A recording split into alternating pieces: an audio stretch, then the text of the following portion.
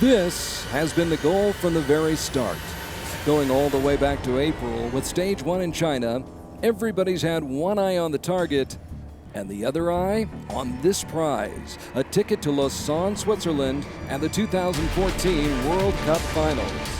As the world's best archers hopscotched around the globe, competing in Shanghai, Medellin, Antalya and Wrocław, the battle only intensified and got tighter in each of the 4 divisions. The strong survived, and now 32 of the best in the business have come to the Swiss Alps, hoping to have a September to remember here along the shores of beautiful Lake Geneva.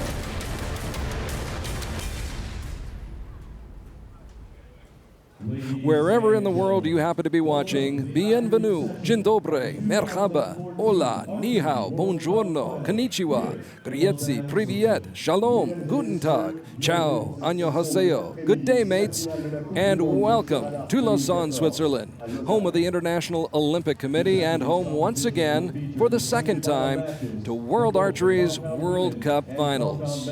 You're looking at a gorgeous setting along Lac Le Mans, also known as Lake Geneva, a setting we hope inspires more tremendous competition this afternoon in what has become the crown jewel of World Archery's outdoor season. Along with Pascal Colmer, Development and Education Director for World Archery, I'm Carl Archie, rolling out the red carpet here in the Alps. Well, we started with 8 this morning, and now, Pascal, we are down to 4 in the semifinals, and 2 great matches coming up on the women's side and the men's side. Quite sure. The match should be very, very interesting. This morning it was already quite tough. No big surprise. The best one won the match. But what was surprising was the resistance from their opponent. They did very well, especially some who were not very experimented at this level of tournament. And when you face such a high-level rank archers, you could lose your match. You could pass against your aside your match. You could lose your potential energy and so on. But no, accepted a surprising Colombian who was enabled to shoot in the time range allocated for 1 arrow. I think there was no surprise. So yes, the match should be even tighter this afternoon. Some may say Toya Cherne was a little bit of a surprise, but when you look at what she did this season, 21 years old, she had a big win this season, proved herself, and so maybe not all that surprising. She was able to defeat Albina Laginova of Russia, 145 to 139. Meanwhile, Erica Jones had that easy path to the semifinals because of the problems Alejandra Usquiano had with her first 2 shots. She got off the first shot, but not in time. The second shot, she never released. And so Erica was able to come up with a big win in that match and scored a big victory. So now she moves on, and they will be shooting at an 80-centimeter target face, 50 meters away. The 10 ring only 8 centimeters in diameter. But these archers know what they are doing. They're very experienced. They're very poised. And this should be a highly competitive match between Erica Jones of the United States, number 3 in the World Cup Tour this year, number 2 in the world, and Toya Cherne of Slovenia, number 9 in the world and 7th on the World Cup circuit this summer. They did meet once this summer, and that was in Medellin in the gold medal match, which Erica won, by the way, by the score of 145 to 137. So Erica Jones to shoot first from the United States. Off to a flying start. Yeah, to start like this, you need a strong preparation. Not only to face the public to find your good focus, but also to figure out the wind, the light, which is not the case here, obviously.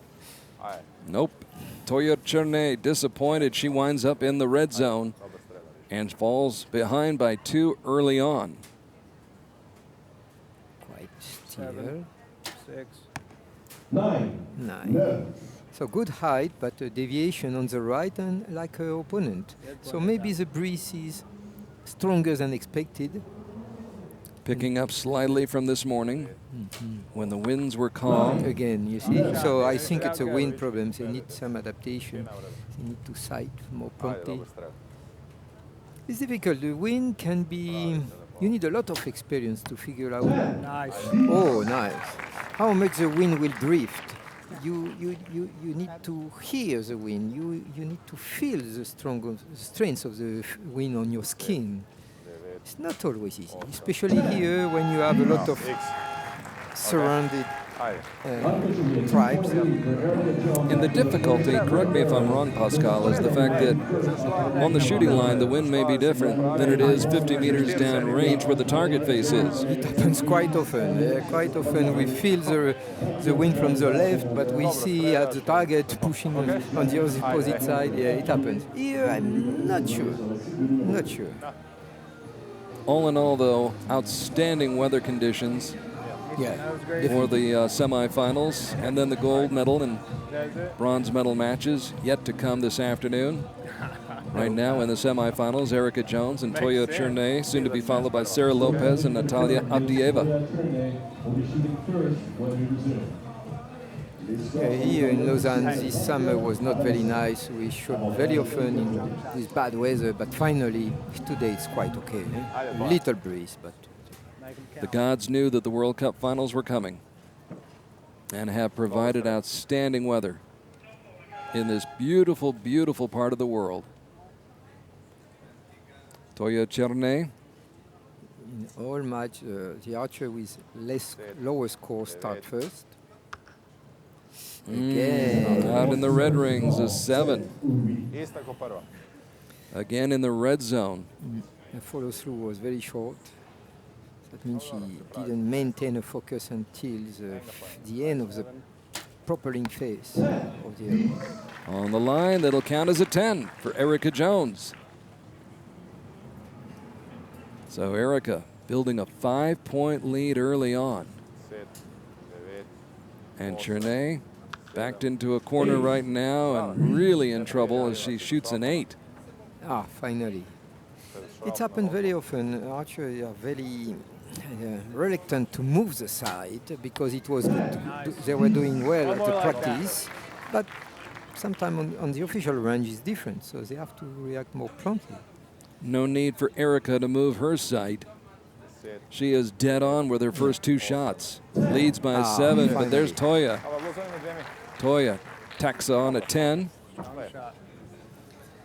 and goes back to regroup. 2 strong nations in compound division.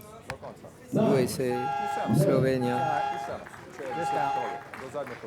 On this tournament, only Italia is surprising missing, because usually they have good compound competitors. And Sergio Pagni came very close to qualifying. I believe he was 9th in the World Cup standings, so he was 1 spot out of making it here to Lausanne. I'm sure Sergio looking on. We wish him well, and we'll look forward to seeing him again next year. As Casey Jones and his wife Erica discuss the situation right now, and Erica has only missed only dropped 2 points that she could have picked up, as you see the time here in Lausanne, Switzerland, on the Hotel Olac, across the street from our venue. 58-52 your score. 6 points, it's a lot in compound division. It's never finished for sure, but the handicap is quite big now for Toya. The 21-year-old Toya Chernay, who was ranked 67th in the world before winning that silver medal in Colombia. In Medellin, she stayed up till 1 o'clock in the morning waiting for her bow to arrive. Had some tense moments then, and is experiencing some tense moments right here, down by 6. Of course, now we see a lot of anxiety when she pulls the ball back. She does this very fast, with not enough control.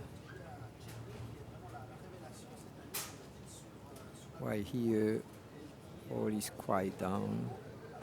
Still patient. Nice. A nice shot, of course. Erica calm, cool, collected. Strikes gold once again.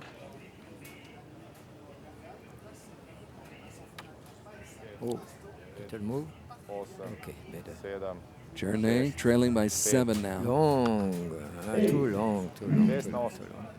The problem is when you are so long, of course, you relay with other muscles, and finally when you release, you release from a different body setup. Nice. The shadow starting to grow across that target face, but we can still see it's a 10. Yeah, it is. 2 perfect arrows. Better pace, better rhythm, and of course, better release, better score. So Toya trying to fight back, counter punching, puts up a 10 on her final shot of this end. Good pressure of the string on the face, on the nose. 3, 3, 3. 3 in a row. Oh, she's in a game, definitively. 3 in a row, a trio of 10s for Erica Jones. Is off to a hot start in this semifinal match on what is becoming a bit warmer afternoon here in Lausanne. But Erica, leading by 2 after the first end, was up by as many as 7 in the second end, and now leading 88-79. So her largest lead of the match thus far. Yes, 1 arrow of difference already. Nice view, nice technical, slow. Yeah, very nice. The super slow motion. Hit the Roof Productions here in Lausanne, Switzerland, providing the pictures, the sights, the sounds. And Toya Chernay trying to focus in, forget about the first 3 ends. And at this point, I would imagine you've just got to forget what the score is and just focus on the next shot. Definitely. 1 shot at a time, all focus here and now only. No mental trips in the future, in the past, in an imaginary world. You have to be here and now. Chernay. The form is nice. Promising archer. She's the new world field champion, won that title in Zagreb earlier this summer. Comes up with a nice shot. With some experience, she will be a tough competitor for sure. She's a very good athlete. Started out as a gymnast and then got involved in archery. Erica Jones has been in archery as long as she can remember. She seems totally focused. Yeah. With a proper focus. On the line for a 10. Much better for Toya. We hope it will keep going. Toya tattoos a 10 up there, but so does Erica Jones. Boy, she is in great rhythm right now. She already has 2 matches under her belt. Won her quarterfinal match, then came out and won the mixed team gold medal match with Richard Deaton. Now there's Toya Chernay. That's the Toya Chernay we expect. She can be pleased. Good reaction. Oh, not bad. Not bad. She felt on release that something was not perfect, so she moved the bow arm up, push, and finally she was very close to the 10. You need a strong mental focus to feel this difference upon shooting right away. They about lost it. So there's the situation right now in the first semifinal match of the afternoon. Erica Jones leading by 8, 117-109, with 3 more arrows left to shoot.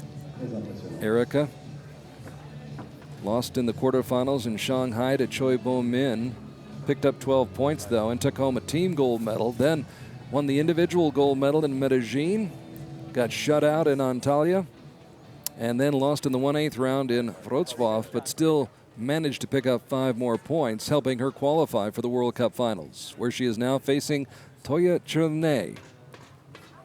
Toya, 9th at the Indoor Championships in Las Vegas in 2012, competing as a junior, one of the up-and-coming rising stars in the sport. But up against a very tough draw here in the semifinals. We saw Toya's head moving quite a lot at the end of the draw. This is something she has to improve, to simplify her posture, technique, form. Like here, you see, head didn't move to set up the full draw. Erica peering through that sight. Almost the same shot as before, but this time is a 10.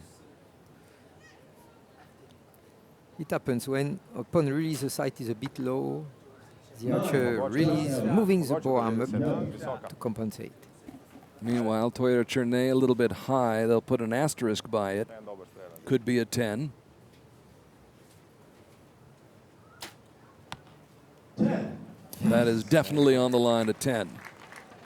One more. So the lead has been built to 10.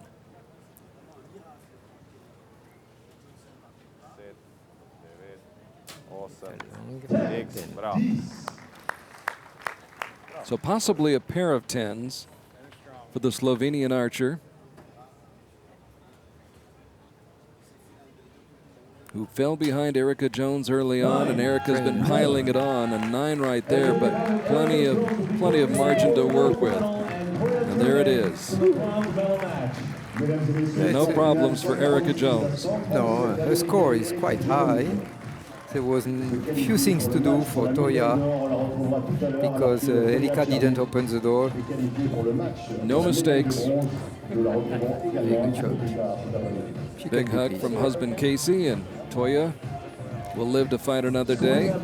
Just 21 years old, as we said, and we'll see a lot more of her to come. Yeah, very good season and promising archer. But there is Erica Jones, who is on to the medal match and will fight for the gold medal.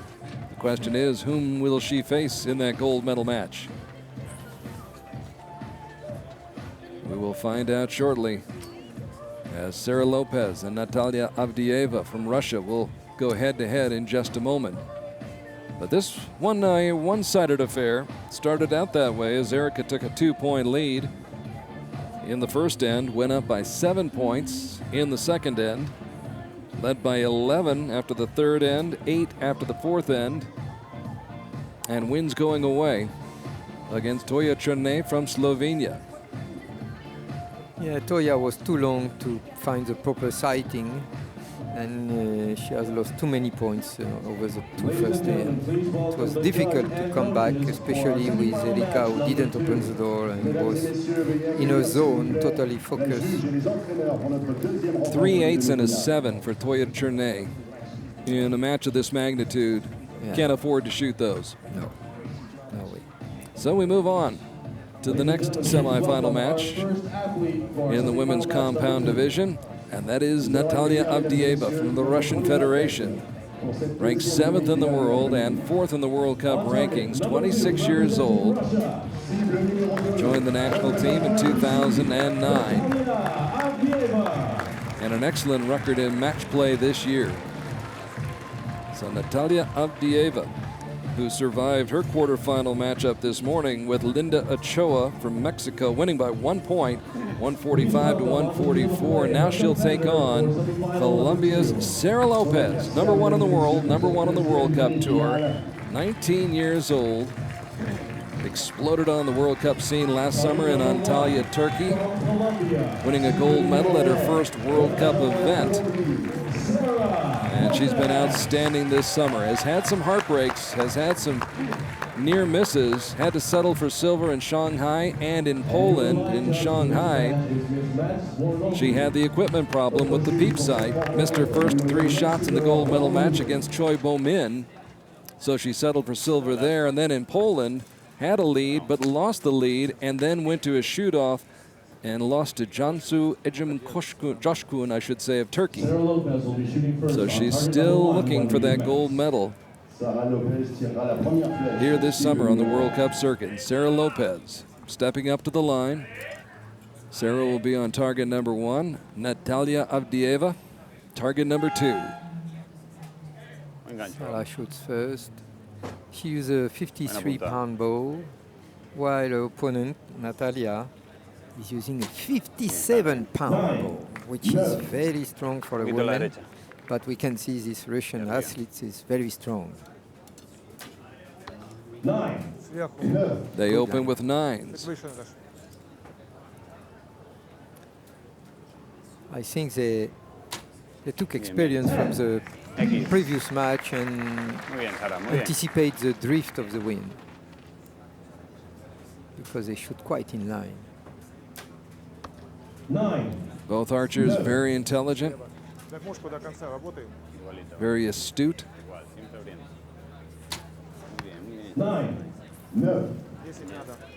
28. It's a decent end. A chance for Avdieva to tie it up. Eh no. Oh, a chance that's gone by the wayside. Still, just a 1-point lead for Sarah Lopez here in this semifinal as these two young ladies fight for the right to meet Erica Jones in the gold medal match here at the 2014 World Cup Finals in Lausanne, Switzerland, on what is becoming a rather warm afternoon here along Lake Geneva. So it's time now for the coaches to help the archers to find a better routine, a better mindset to be more accurate, because 27, 28 is not enough.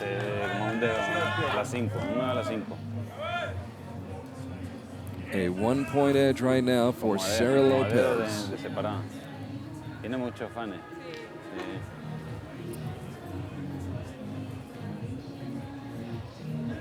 Sarah picking up 21 points at stage 1, another 21 points at stage 4.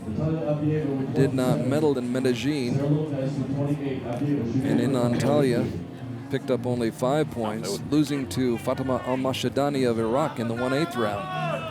What an interesting young lady she is from Iraq. Natalia will shoot first because she has the lowest score after 3 arrows.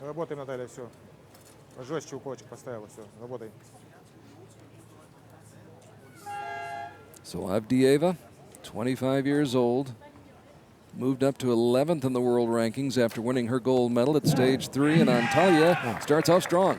First end for her. Good line, we see this. Very good physical alignment, of course, nice. The good form, the good alignment, and the result desired. Looks good. The shadow nose hits another 10 for Natalia Avdieva. So now we are in the match. Eh? Yeah. Game on. Very good. This is very interesting. Looks very still. 29, much better. A little bit of a slip, but it's up to Sarah Lopez to take advantage. If she can, and she can. 10s across the board, jackpot for Sarah Lopez, and she picks up another point. Yeah, over the 6 arrows, only 1-9, so now both competitors are in the match. Now the game will be more psychological than technical. Both of them are very strong psychologically. I was impressed by Sarah's performance in Shanghai at stage 1. It was devastating, Pascal, to watch her miss the first 3 shots of the match because she simply could not see through her peep sight. The rain was coming down so hard. That's a problem.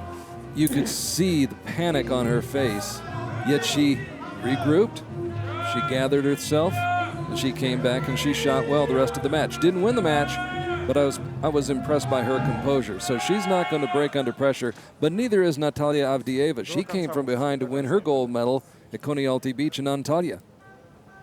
So she has proven she's got the right stuff too. 58-56. Wind is disturbing, but rain also in compound. The dots on the scope on the peep side, yes, disturb the alignment, visual alignment. With horns blowing in the background, she's not distracted at all. Yeah. Sarah Lopez able to deliver. Let's see how many 10 in the right part of the 10. Avdieva She resists very well. painting the center of the circle. The coach felt it. He said, muy bien, before she released. Muy caliente. 29 again. Veers off to the left.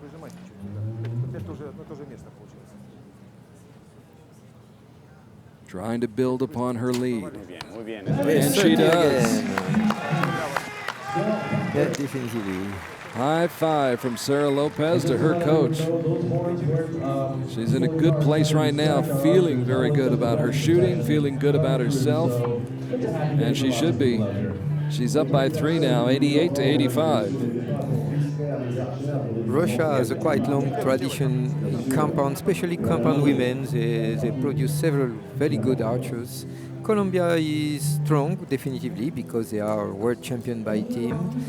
But it's not so long ago. They progress a lot, and they have now a very good structure, very good coaching, very good national archery school. It's a picking nation in archery. Well, the Russian Federation had 3 competitors in the quarterfinals, 1 on the men's side, 2 on the women's side. Albina Laganova went out in the first round this morning, as did Alexander Dambayev. So right now, Avdieva is the last hope for the Russian Federation to get to the gold medal match. Yeah, will not be easy. Hope for her, but she has her work cut out for her, no doubt about that, trailing by 3 and up against the top-ranked female compound archer in the world. Avdieva keeps on shooting. Keeps competing. And hopes to keep the pressure on Sarah Lopez. Sarah says what? What pressure? When we watch the target faces, we see the difference of groups, the quality of the groups between the 2 opponents. Natalia is, rules are very tight. Another one. Lopez with laser lock on. Wow. Of course. She's pleased. And she can. 30. Beautiful shooting by Didn't give Avdieva. up, eh? There is no quit in Natalia Avdieva. Muy bien, muy bien. Meanwhile, Sarah Lopez will give back a point. And it's still a match. It's still up in the air, 117 to 115. A 2-point advantage for Sarah Lopez. 2 points is a serious advantage, but it's not over. It depends on where is the pressure now, on whom, because the comeback of Natalia could probably disturb Sarah. I'm not sure, because she seems very strong, smiling, confident, well in control. We'll see. Midway through the World Cup campaign, Natalia Avdieva was not on the radar screen. She did not compete in Shanghai, stage 1 or stage 2 in Medellin. Then came to Antalya, won the gold medal, picked up 25 points, added 13 more in Poland, where she lost to Christy Collin of the United States in the quarterfinals by just 1 point. But she acquired enough World Cup points to qualify for Lausanne, and here she is in the semifinal match going up against Sarah Lopez. Down to the final end now, the final 3 arrows, and she's trailing by 2. Can she come back? Despite she shot second, Sarah Lopez was the first on the shooting line, close to step the shooting line, so it shows a strong motivation. We'll see. Down the middle. Not going to go down without a fight. What a nice form. Bien, bien, muy bien, muy bien. Eso es. Una más. Sarah Lopez dialed in. And for the most part, Avdieva has been as well. Natalia is very strong. When she releases the bow-arm, is very still. It is her strength. Muy bien, muy bien, muy bien. Eso es. Back-to-back 10s for Sarah Lopez, who may just be 1 shot away from that gold medal match. Avdieva, look at the grouping. Yeah, she finished with 2 perfect ends, 30 points. Bien, buen enfoque. Unfortunately, her start was not so good. For the win, needs 9 or more. How's it 10? 10 will do it. And Sarah Lopez is on to the gold medal match as she wins her semifinal showdown with Natalia Avdieva. And you can just sense the relief for Sarah Lopez as she gets through the semifinals. Great match between 2 tough competitors. And it's just a shot here and a shot there, and that's the 2-point difference, Pascal. Oh, yes. It's not easy when you face such high-level archers to start with very well and to keep all your match at a high level.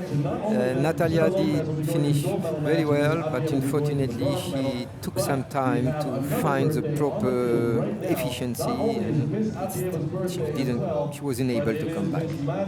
So Sarah Lopez, congratulations to her. Condolences to Natalia Agdieva, who is just a bright, shining star, just a wonderful young lady to be around. Great spirit, always a big smile on her face, and she'll rebound and she'll get a lot of good experience from this match right here. I'm sure that will stand her in good stead in the future as the ship sails in for Sarah Lopez. Her boat has arrived, and she is going to take that boat out on Lake Geneva, I'm sure after the gold medal match. Now we reset and we get ready for the gentlemen. The best male compound archers in the world getting set to do battle in the semifinals. We know now, though, that on the women's side, it will be Erica Jones and Sarah Lopez battling for the gold medal. Now, that's what we had at the start of the day. Those were the archers who made it to the quarterfinals, but now we are down to just 4. And among those remaining 4, 2 Americans, Rio Wild, Bridger Deaton. They will be in the next match, but first things first, a showdown right here between Peter Elzinga and Pierre-Julien Deloche. This should be an excellent, outstanding match as the 33-year-old Peter Elzinga, ranked 3rd in the world and 2nd in the World Cup rankings, 16-3 in match play this year, and in head-to-head battles against Pierre-Julien Deloche, all tied up at 2 apiece. 2 Europeans here. The next match will be 2 from USA. These are the strong nations in compound. Here, Peter Elzinga from Netherlands, a strong nation in archery with 60-pound bow. And here is a good look at Pierre-Julien Deloche, who had to fight just like Peter Elzinga did to come back in the quarterfinals and win their quarterfinal match to get to the semis. #1 in the world, the Admiral from France, the officer in the French Navy. Yeah, Pierre-Julien is shooting very well since a couple of years, a little bit more, and very consistent in almost all tournaments. He goes very far in the matches. He used also a strong bow, 59, so only 1 pound difference between the bow weight of both competitors. It's nothing. And both of these gentlemen have been in this situation before. In fact, this is the 5th appearance in the World Cup Finals for Pierre-Julien Deloche. And for Peter Elzinga, he competed in 2006 in the World Cup Finals, made it to the gold medal match where he lost to Rio Wild. He'd like another shot at Rio, assuming Rio gets to the gold medal match, and that's not a guarantee, not going up against Bridger Deaton. So the Dutchman gets off to a flying start. Yeah, despite a little tension in the bow hand, we see a little movement. It's a good arrow. Nice opening. Perfect. Yeah. Pierre showing very pinpoint fluid. precision. Explosive, but not too much. Nice shot. Body is not perfectly aligned, but very still. 9,9, net erbuiten. Ooh, just outside that yes. 10 ring. And on television, it looks like it's quite a bit outside that 10 ring, but in reality, it's very close. It is, yes. A little long, but very good. Almost split the first arrow. Ooh. For Pierre-Julien Deloche, that's a good sign. Yeah, it gives confidence when you see your arrow group. Here also, the group is okay, but a little high, a little right at 1 o'clock. He needs to adjust his sight a bit. Maybe too explosive, this one. Yeah, maybe force a little bit on the end. Some arrows, when you force like this, you misalign your body because you provide force around your bow shoulder and you create an horizontal lever. So you misalign your body. push a bit more, and finally the arrow is too high. So Pierre, perfect on his first two shots. Just off the mark a little bit on his third shot, and Peter Elzinga with 28 points, trailing by 1. But bear in mind, this morning in the quarterfinals, Peter Elzinga was trailing by 3 points after the first 3 arrows, and he was able to come back against Alexander Dambayev and beat him by 1 point, 145 to 144. So Peter should not be phased at all being in this position. He's close, he's right in there, hanging with Pierre-Julien Deloche, down by just 1. Yeah, it is well known in archery, but in almost all sport, Dutch athletes and Flammy shots are very tough competitors. They don't give up like this.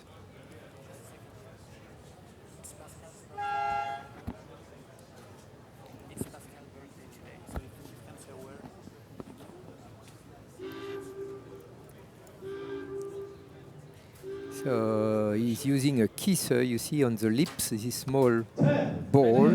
It's a mark to have the string always at the same spot on the face, on the lips. We heard a ship about to set sail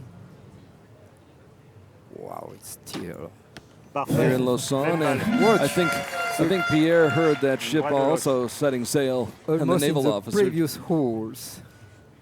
So he's very accurate. In fact, wouldn't you say he looks a little bit more relaxed than he did this morning in the quarterfinal match, when he was really under the gun? And determined, maybe, also. He was in a real battle with Chauhan this morning, Rajat Chauhan of India. Watch. And he's in a 5 real holes battle. side by side. He's in a big battle right now with Peter Elzinga, who's not giving much ground at all. Yeah, the Look 10 at are not that. so centered, but they are 10, so it's the same value, same score. Paints the circle in the center of that target with 3 straight 10s. 10. On the line, But nice shot both. Very interesting. both archers raising the level of their games right now. In the semifinals of the 2014 World Cup Finals here in Lausanne, Switzerland. 59 to 58, your score. Obviously, last Thursday, Pierre-Julien Deloche did a good practice because his coach, he said, you have the feeling of Thursday in your arms, so keep it, play with it. Pierre getting a lot of moral support from his family. His mother lives in the Lausanne area. She's in the crowd today, attending. Pierre able to come here a couple of days before the World Cup Finals, get some relaxation as well as some practice in, be around family. He's comfortable, Yeah, very, very focused. keeps the form while the arrow is propelling the arrow. Keeps the same form, no change. This is very good. So Deloche, who's been on the World Cup scene since 2007, competing internationally for the last 7 years, holding on to a precarious 1-point lead over Peter Elzinga, the gold medalist in Medellin this year.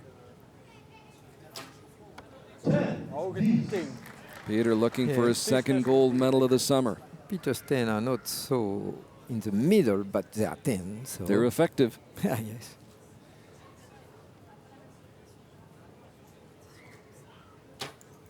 Ouais, PJ. A lot of perfect shots here. Pierre, the picture of perfection. Another 10. Faster, more fluid. 2 arrows side by side could help to recreate the confidence.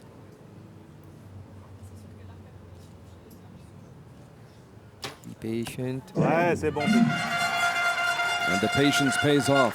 When he's long, the arrows are often quite high. You see, twice like this, but it's still a 10, so fine.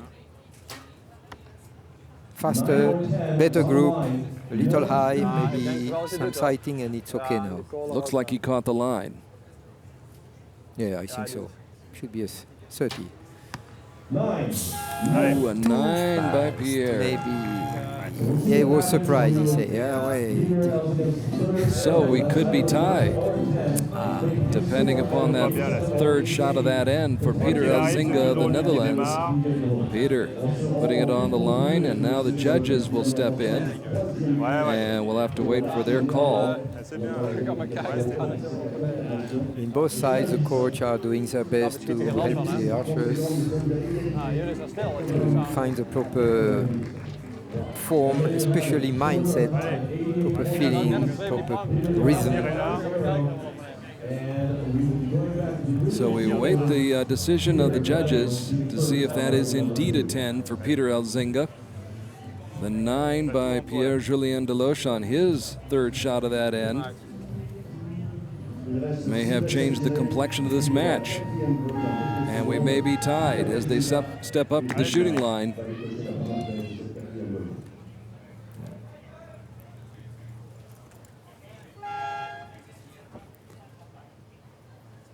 And we are indeed tied at 88 all. So it's 88 all to start the fourth end. Peter. What a very good group. I hope he will sight a bit because he's shooting a bit high. Could be risky.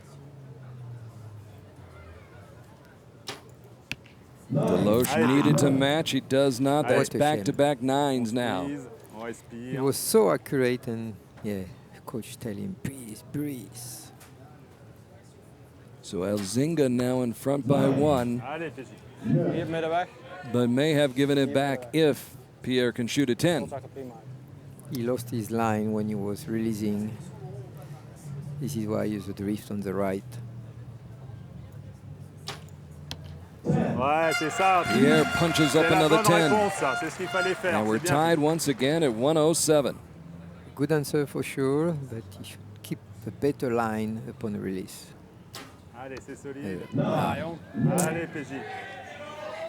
28. And now Pierre can go back in front.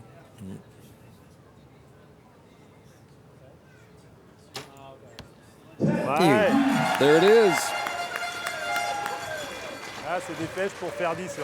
So he gave it away and then he took it back.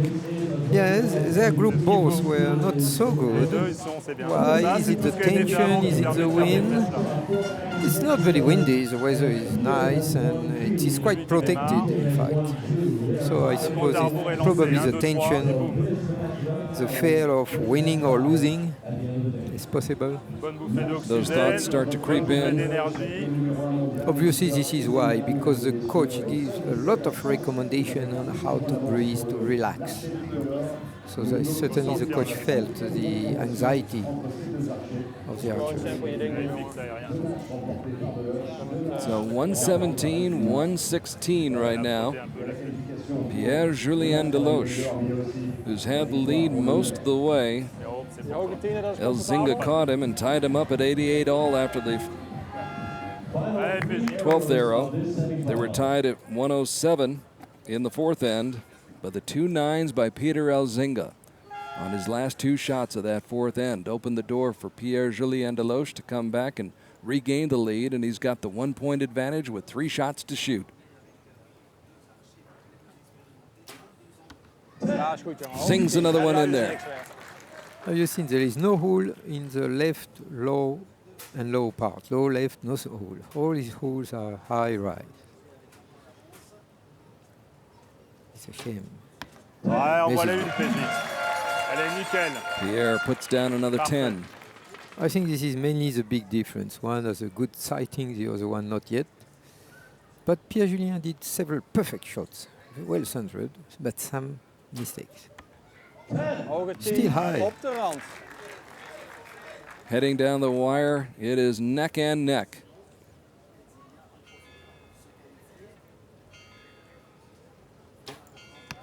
Can ill afford to make a mistake, but now we're tied at 136 all with the last arrow left to be shot. Unless we go to a shoot-off. Elzinga, another 10. Perfect. 10s across the board, 3 straight 10s. Hits the jackpot and puts the pressure all on the shoulders of #1 Pierre-Julien Deloche has to have a 10 to tie this up and go to the shoot-off, and here we go. We are headed for the shoot-off as Pierre comes through in the clutch. What great shooting by both of these men. Yeah, it was a tough match, not easy for each one.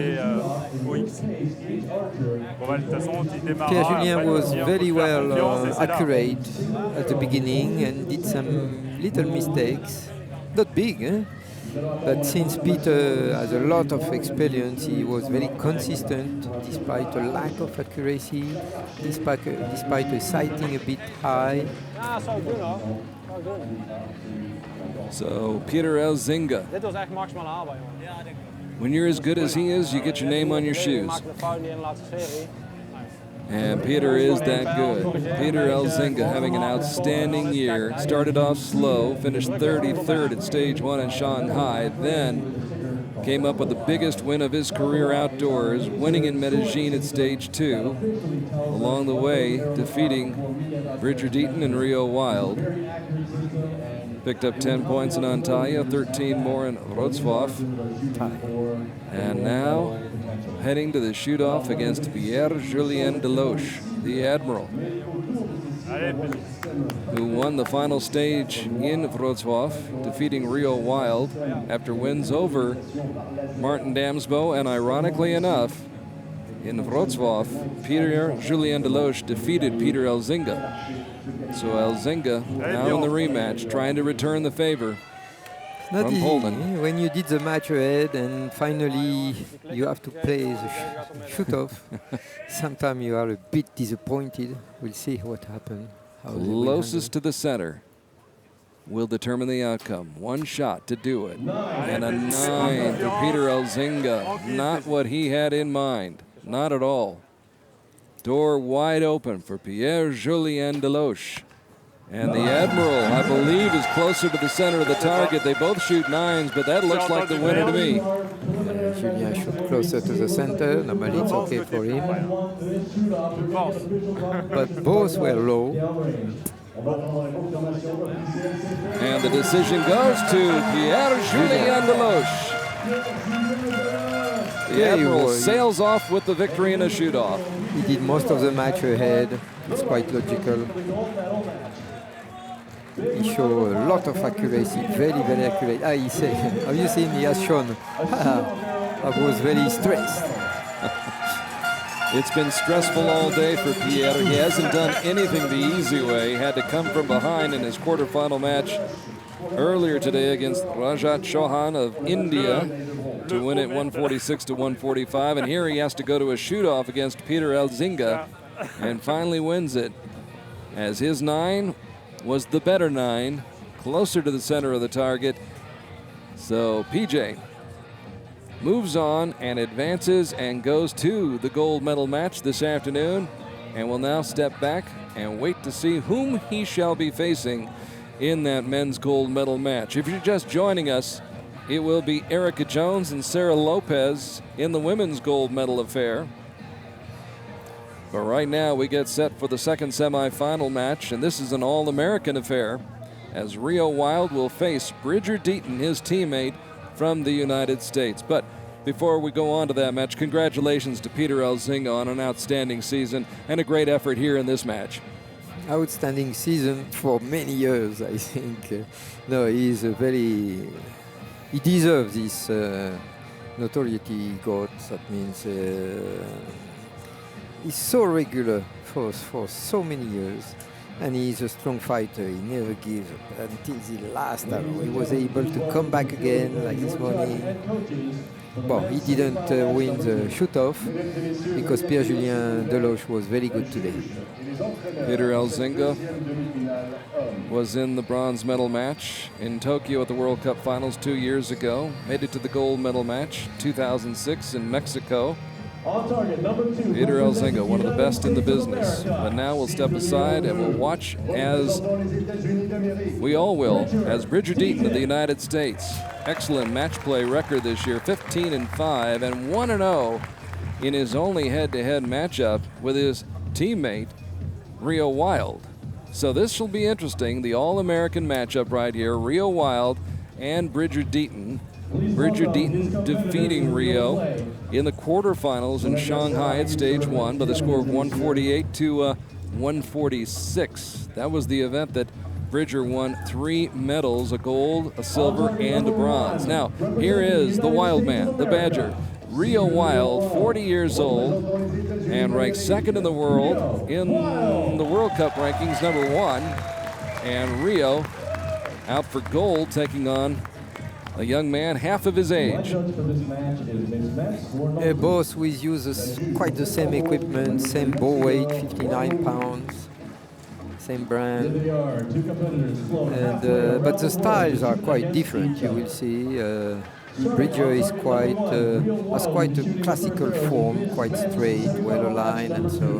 While Rio is leaning backward with a string pressing the chest.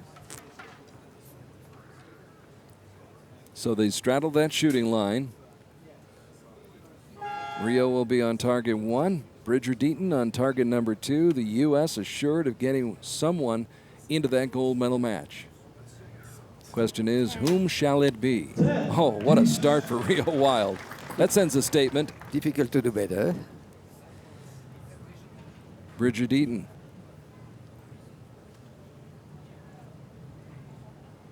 Had 6 straight 10s to start off his quarterfinal match this morning. And starts off with the 10 here. Good answer. He hasn't been affected by the first good arrow of Rio. Second, very good arrow. The 10 machine, Rio Wild. Doing what Rio does and what we all expect him to do. In fact, we're surprised when he doesn't.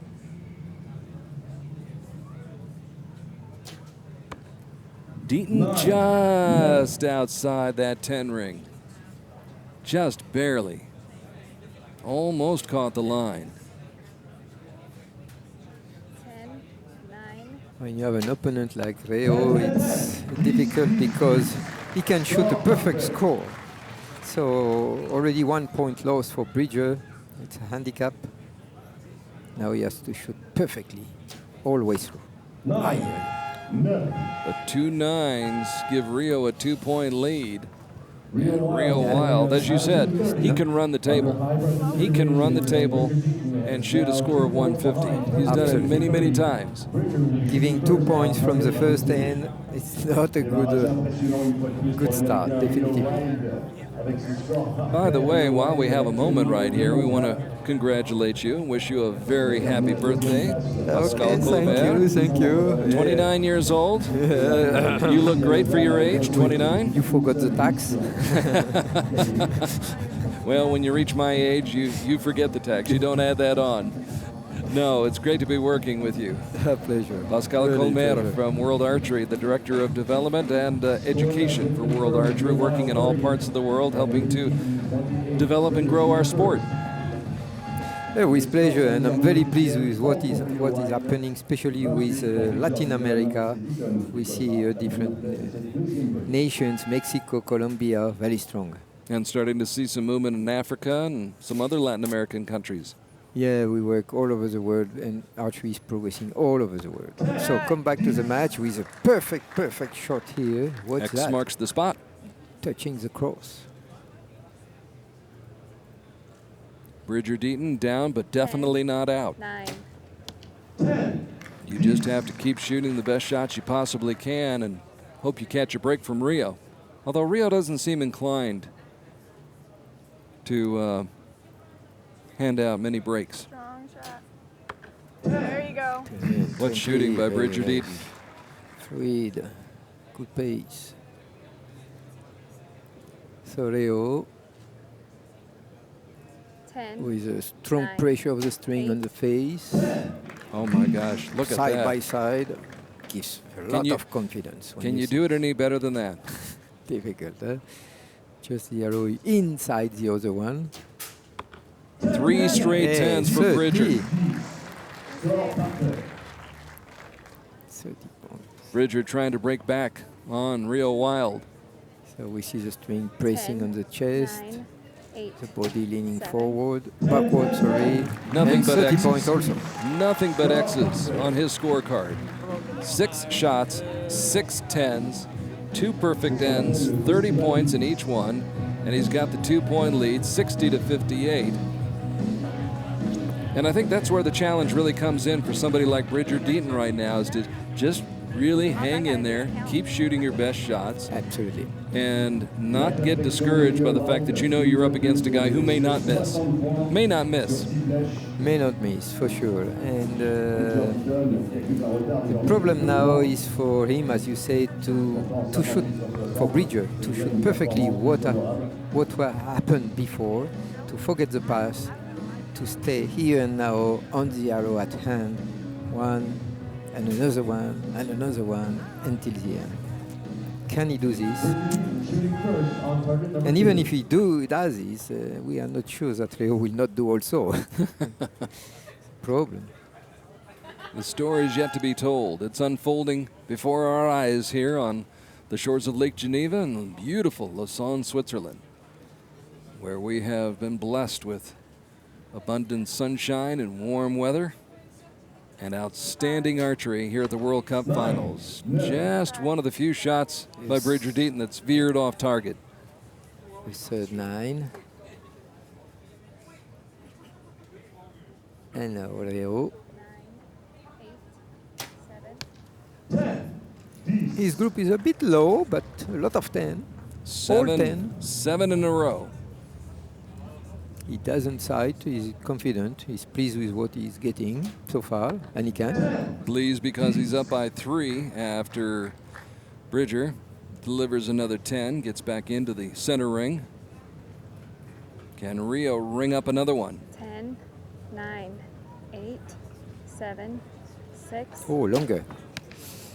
Oof, 8 10. or 9, No? too close to call. Where it is? No. 8 or 9, I It's think. an 8 or a 9.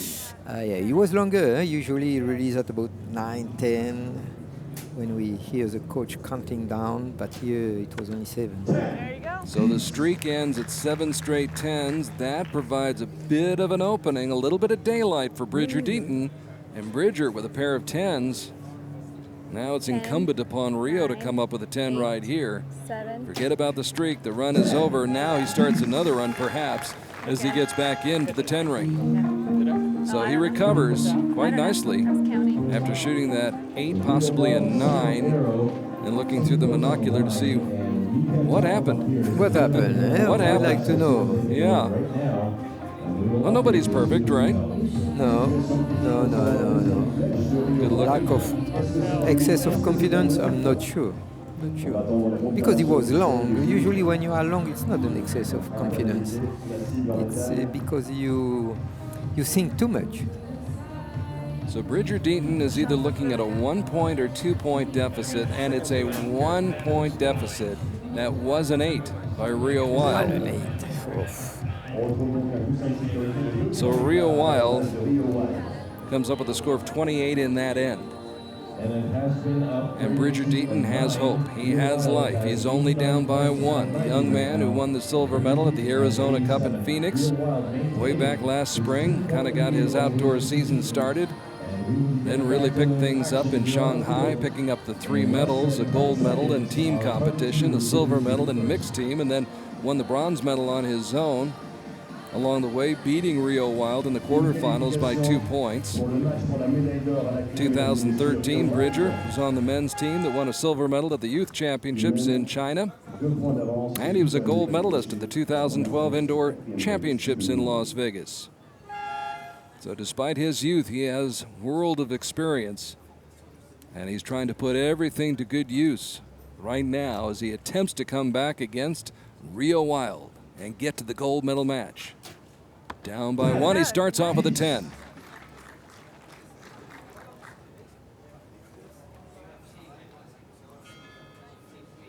The shadow's growing longer. 10. And does the shadow know? Yes, the shadow knows. Good Rio shot. lands another rocket right where he wants it to. So good start for both here. The 10. Another 10. Perfect so far. So Leo, he belongs to an archery family. His father was very strong. His brother is strong also. You could see him falter on the release right there. What is happening? Why is the shooting machine is disturbed? He looked a little bit surprised And when he 10 released. perfect end. Look at Bridger Deaton. Whoa. Here comes Bridger. So Battling this is back. certainly a psychological game here, changing. The two Americans going head to head down the stretch, down the 7, wire. 6. 6 seconds to Long. shoot.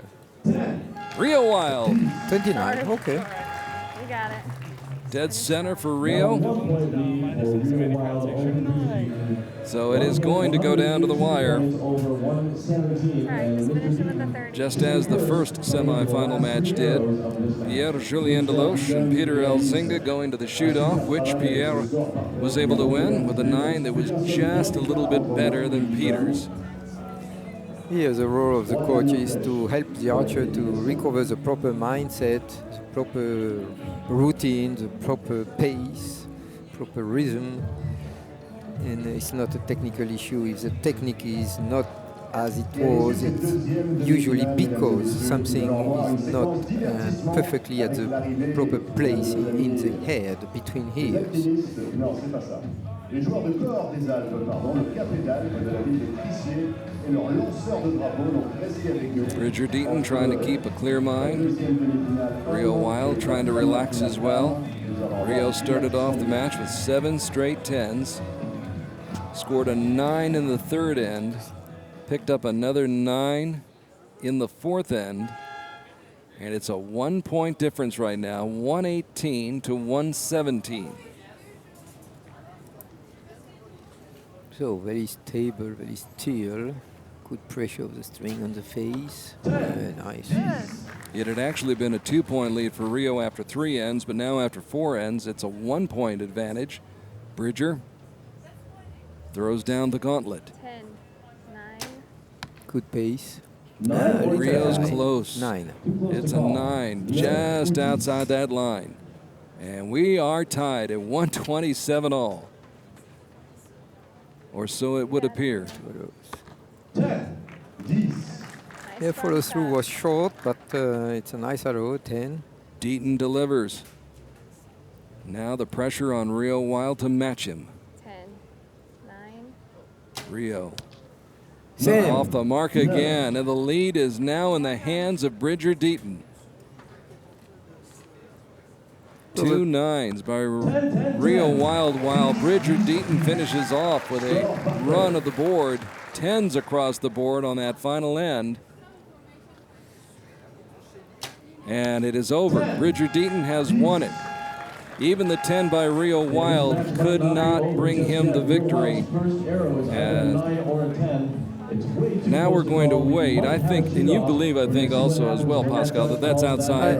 It's a 9, right? I suppose that Rio did some They need to look at weak it. shot on when he was a bit long, and he probably tried to shoot faster and push a bit too much on the ball. This is why he put 2 arrows too high. Probably he pushed too much on the ball.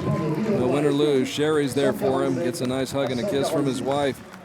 But it appears as though Bridger Deaton has won the match Yeah. Oh, yes. and has defeated his teammate Rio Wild, the 20-year-old Bridger Deaton, coming from behind to get it done against Rio Wild, and what a victory for him. He has been behind all the match, and finally he wins the match. He fell behind by 2 right off the bat, was still down by 2 after 6 arrows, but then started to fight back.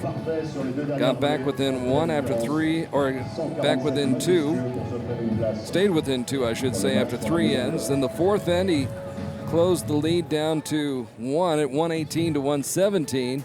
And here in the fifth and final end, he outscores Rio Wild 30 to 28. As Rio put up a pair of 9s when he could ill afford to score those 9s. Meanwhile, Bridger Deaton finishes the match with, let me count the X's, 8 straight 10s to finish the match, Pascal. That's true. He's a psychologically very tough, this competitor. 147 to 146. Wow, what a performance by Bridger Deaton and Rio Wild. And both of these semifinal matches for the men, outstanding, just outstanding. And we have been treated to some great performances here in Lausanne, Switzerland on a golden afternoon here in September. A September to remember. There's no doubt about that. It's turning out to be that way, and I'm sure it will be tomorrow as well, where we hope that you'll join us again tomorrow when we'll have the recurve competition. And now some more of the Alpine horns.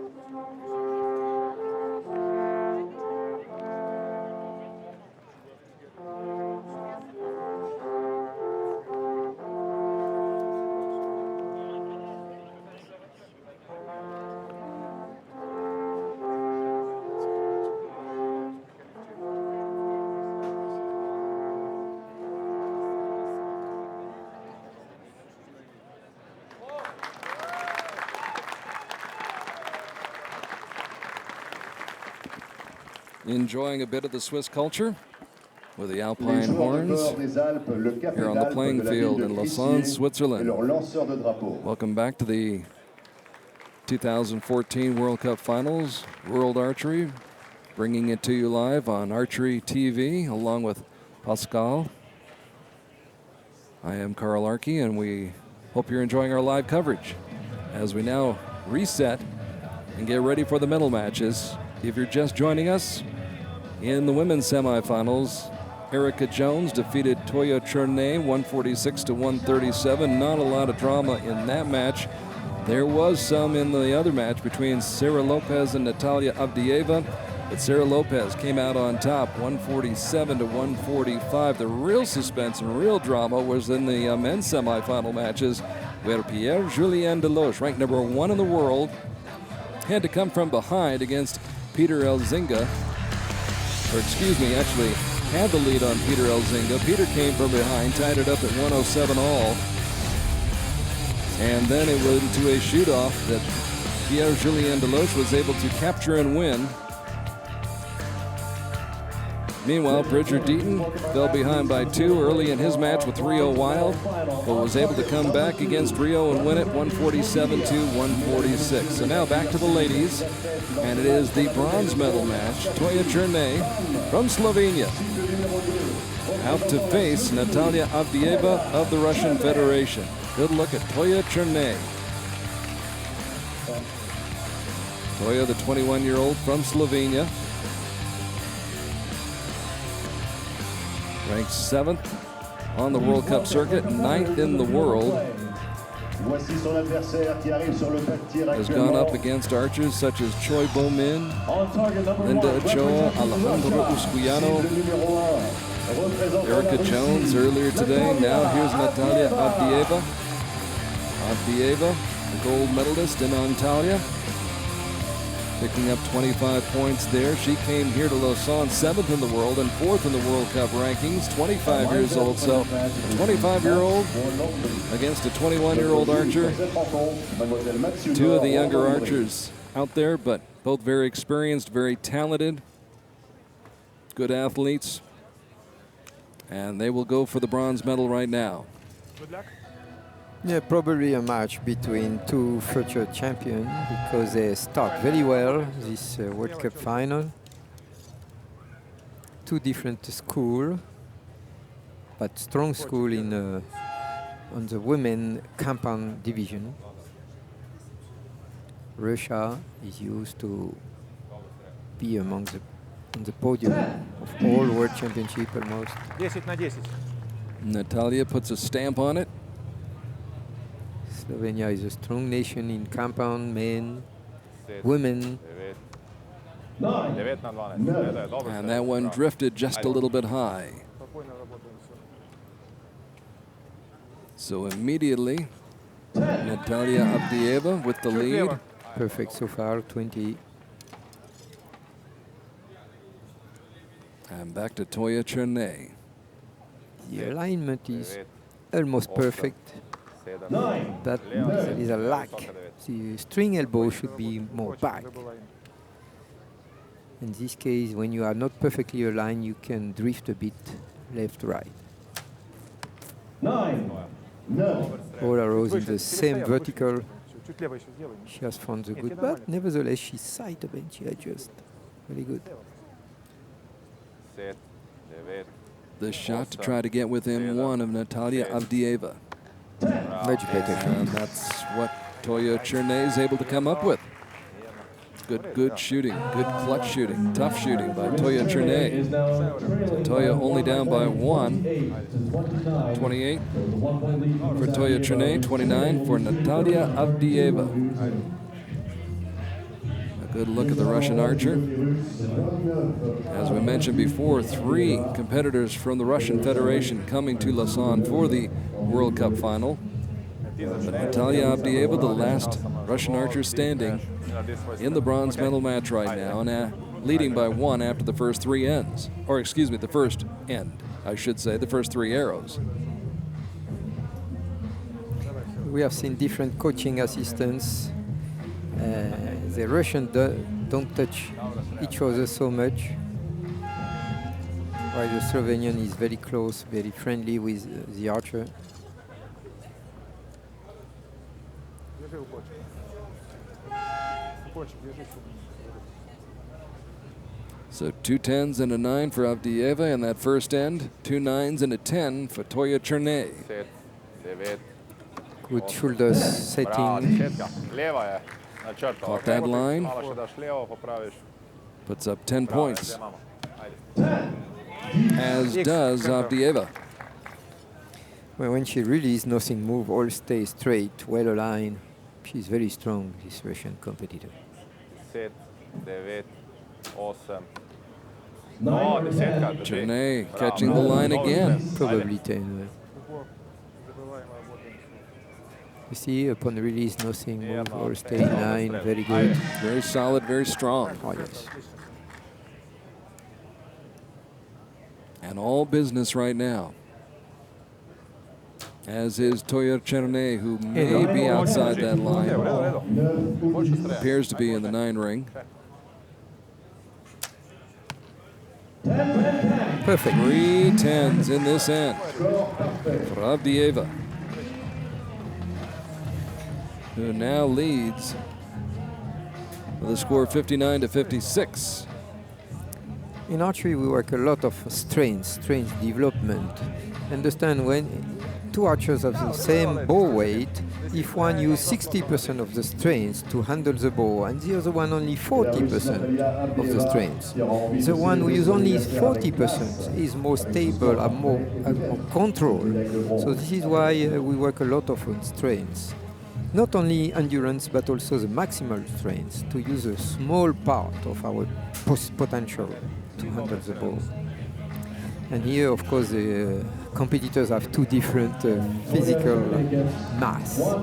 Say. 2 body types, 2 different body types. Yes. But of course, they don't shoot the same bow weight. So we have to see the percentage of control they have. But the Russian is quite impressive, very still, even upon release. Natalia very strong. Toya Cherney also strong.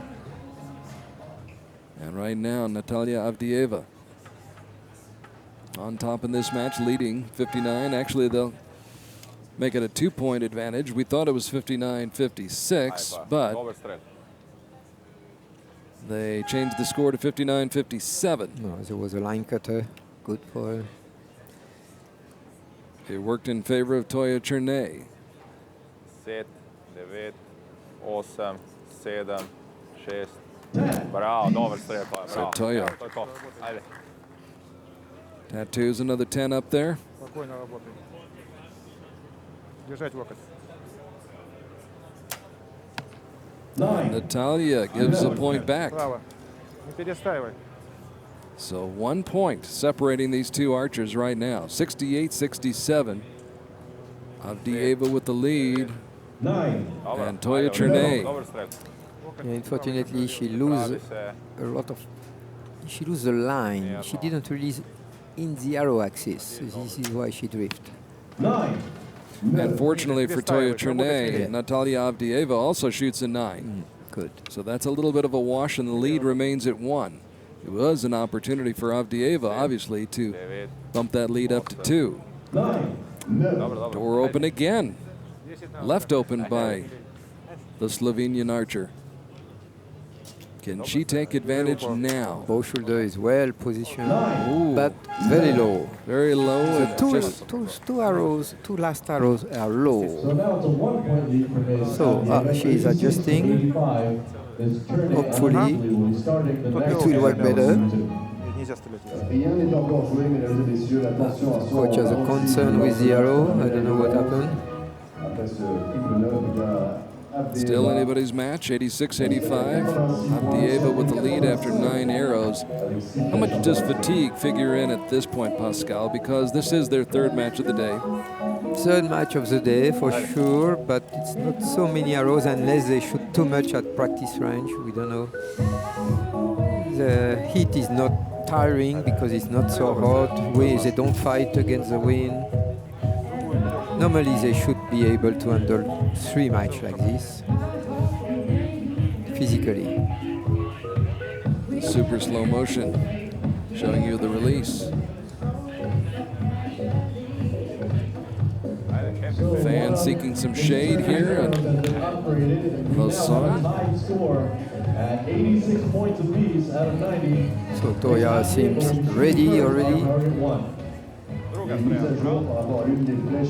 So it's 86-85. No, now they changed the score and it's tied at 86 all. So obviously the judges inspecting those shots a little more closely, and it's tied up at 86 all. So when it is tie like this, we restart with the first, the shooting order of the first arrow. So Natalia shot first, Toya now. Natalia shooting well. And once again, putting the pressure. But we saw the left eye opening before she released. The lids of the left eye were opening. So that means she changed the mindset before releasing. Meanwhile, Avdieva not wasting any time at all. Getting that shot off quickly, and it's another 10 in the 10 ring. Back-to-back 10s. So Toya has her work cut out for her right now. And she's outside the 10 ring again. So she's giving back points. Not enough 10. 2-point advantage for Avdieva, who works quickly. And almost, well, they say she caught the line. It would appear she caught that line. And it would behoove Toya Cherney to come through with a shot like that, to stay within sight of Avdieva. Yeah, quite often changing the shooting rhythm helps for the archer to think less, and also could disturb the opponent that say, oh, already up to me to shoot. We have to try sometimes. It was interesting because in her match that she won in Antalya against Fatima Al-Mashadani shoots more quickly than anybody I've seen.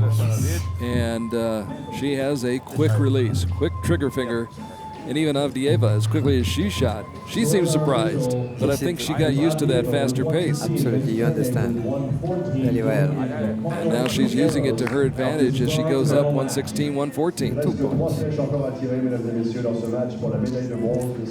It was tied, but only momentarily at 86 all after the first 3 ends.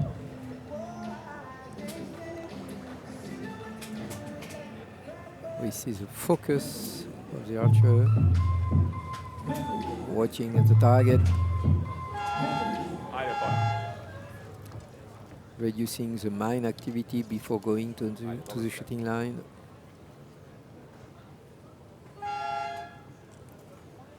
Trailing by 2, Toya will shoot first. Sit, 9, 8. And she shoots a 10. Ajde. Toya Chernay, who defeated Albina Laginova in the quarterfinals before losing to Erica Jones in the semis, now up against Natalia Avdieva. And she keeps this faster rhythm now, Natalia, because it pays back. Trying to put the point of that arrow in the center of that target, 50 meters away. And it looks like it might have caught the line.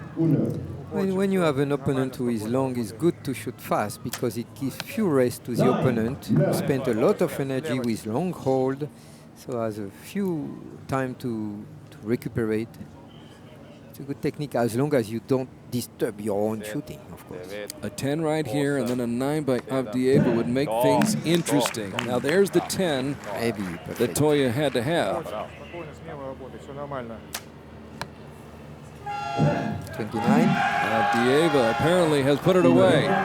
Avdieva comes up with the shot she had to have to clinch the bronze medal. Cross our fingers and see what happens to the birthday girl. And she sighs a sigh of relief. And there's the smile. The smile we saw on Konyaaltı Beach in Antalya, Turkey, when she won the gold medal against Fatima Al-Mashadani of Iraq.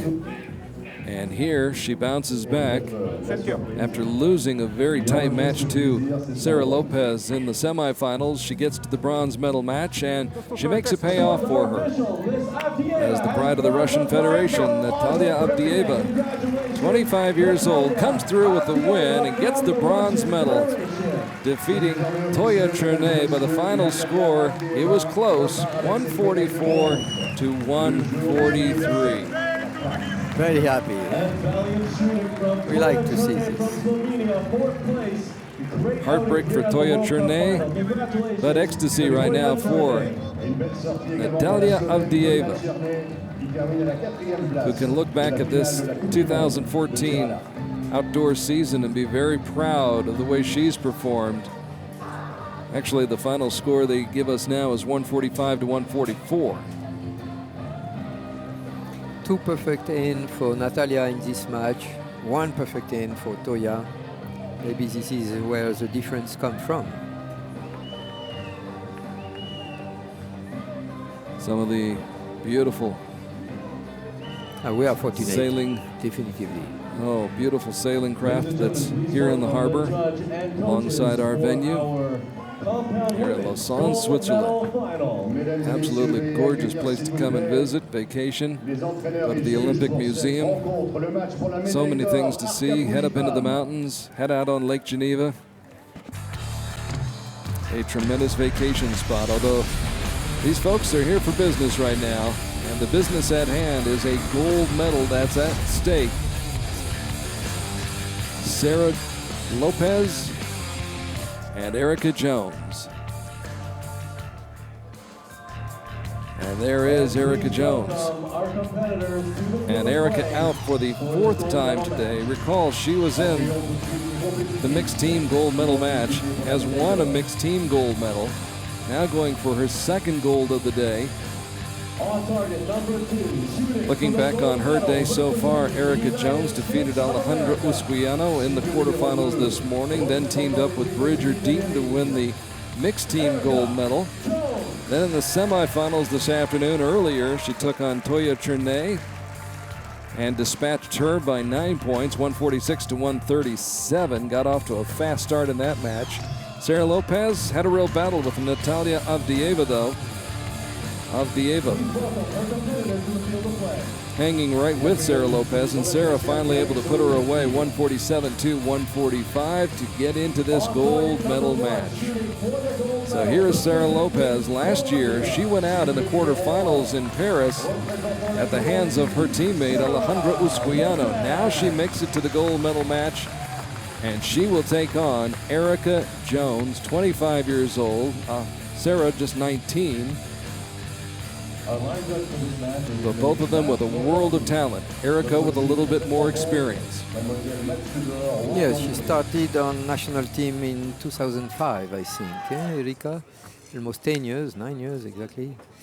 And 9 years with a lot of positive experience, winning many tournaments, going on many podiums. Sarah Lopez will be shooting first on target number 1 when we get started. Erica won the gold medal at the World Cup Finals 3 years ago in Istanbul, 2011. Trying to win it again. Sarah going for her first World Cup gold medal.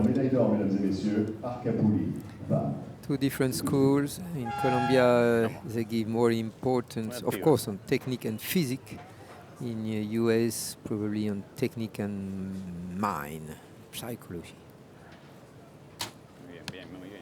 9 or 10, no call. From that angle, tough to tell if Lopez caught the line.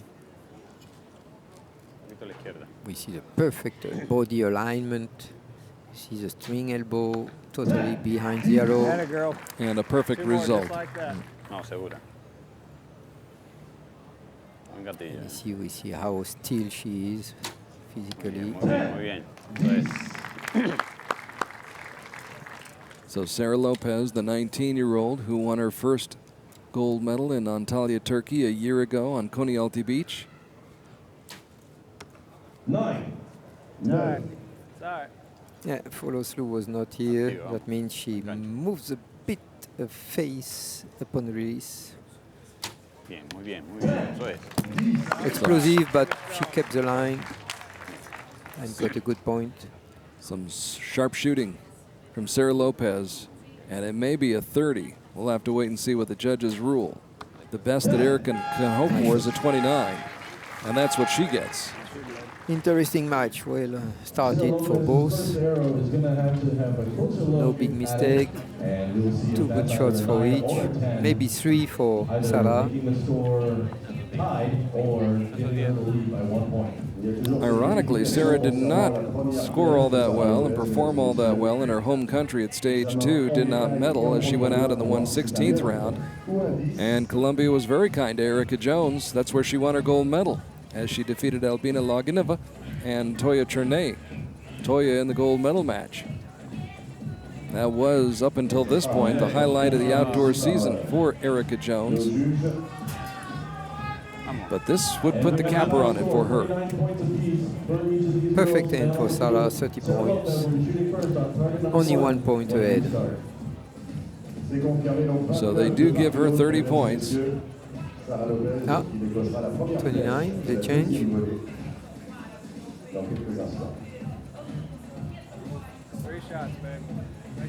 We'll try to keep you updated as best we can on the scores. Yeah, little hesitation here.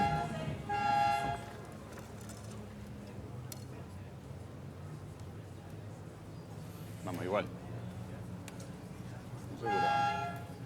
So here we go to start the second end. We believe that Sarah is up 30-29. 10,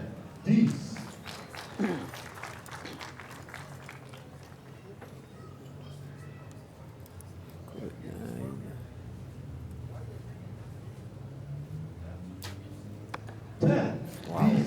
Erica matching her. Very good, very good. Close to the close. Sí, bien, bien, muy bien. Both so talented and both so strong psychologically.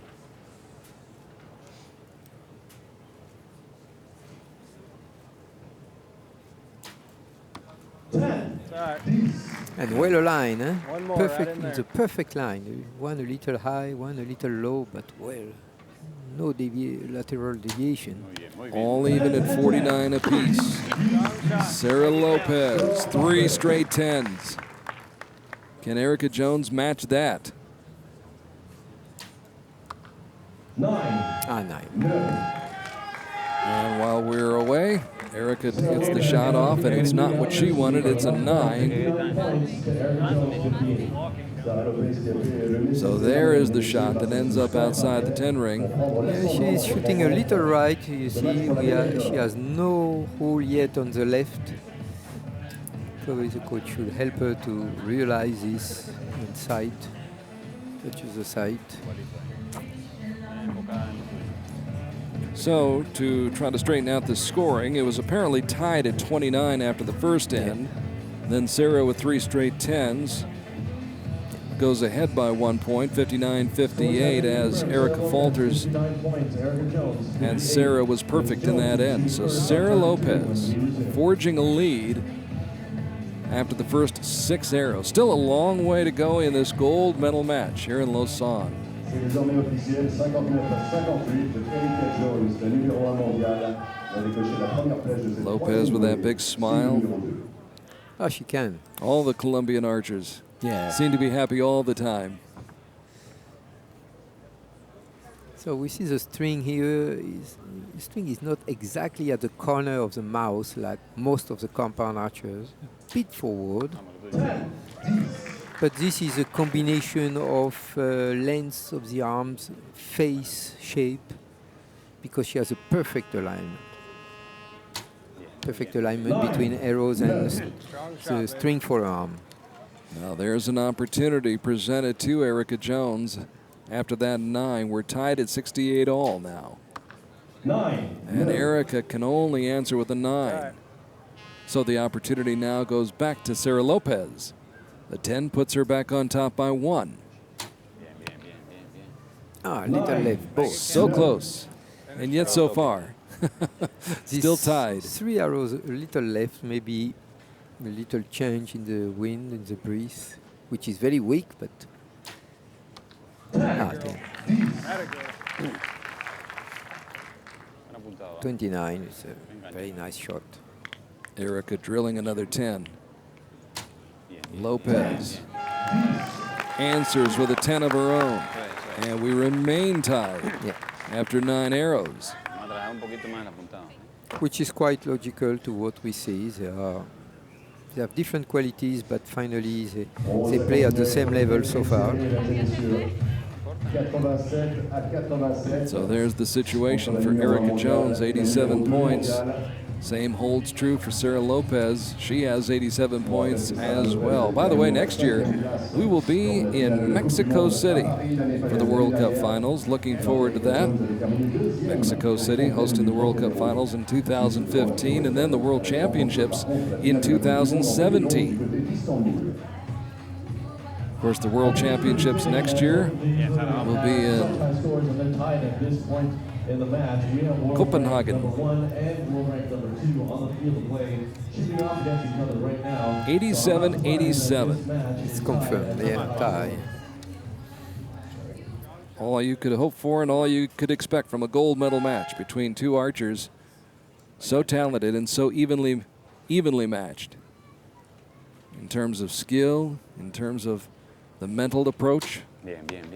Sarah starts off strong, sticks another 1 in the 10 ring. And the few 9 she did are very, very close to the 10. So she's quite accurate so far. Nice. Jones with another 10. More just like that, babe. Still a tie. Erica zoning in, but Lopez has as well. Gets off another 10.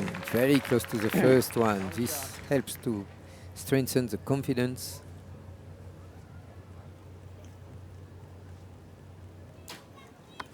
It's all right. And falters just a little bit. The lead now goes back to Lopez by 1. Every shot, there's a premium on every single shot. A little high at 1 o'clock, but very, very tight. 3 arrows and was touching. Sarah fired up. And Erica needing a 10 to keep pace and stay within 1. Good group also. One a little higher. No, two opponents very close to each other. So with 3 shots left to go, 3 arrows left in the quiver. Sarah Lopez with a 1-point lead, 117 to 116.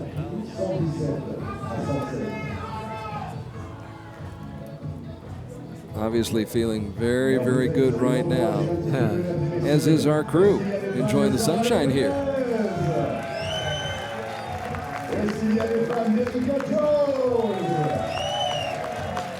Erica trying to enjoy the moment as well. Relax a little bit. All she can do is all she can do, and that's shoot three 10s, and then her fate is in the hands of Sarah Lopez. More pressure on Sarah, don't you think, in a situation like this? I think both were expecting a tough match anyway. A tough match, very close, very difficult to take the lead and keep the lead, and sometimes to be behind. This is what is happening. Small difference so far.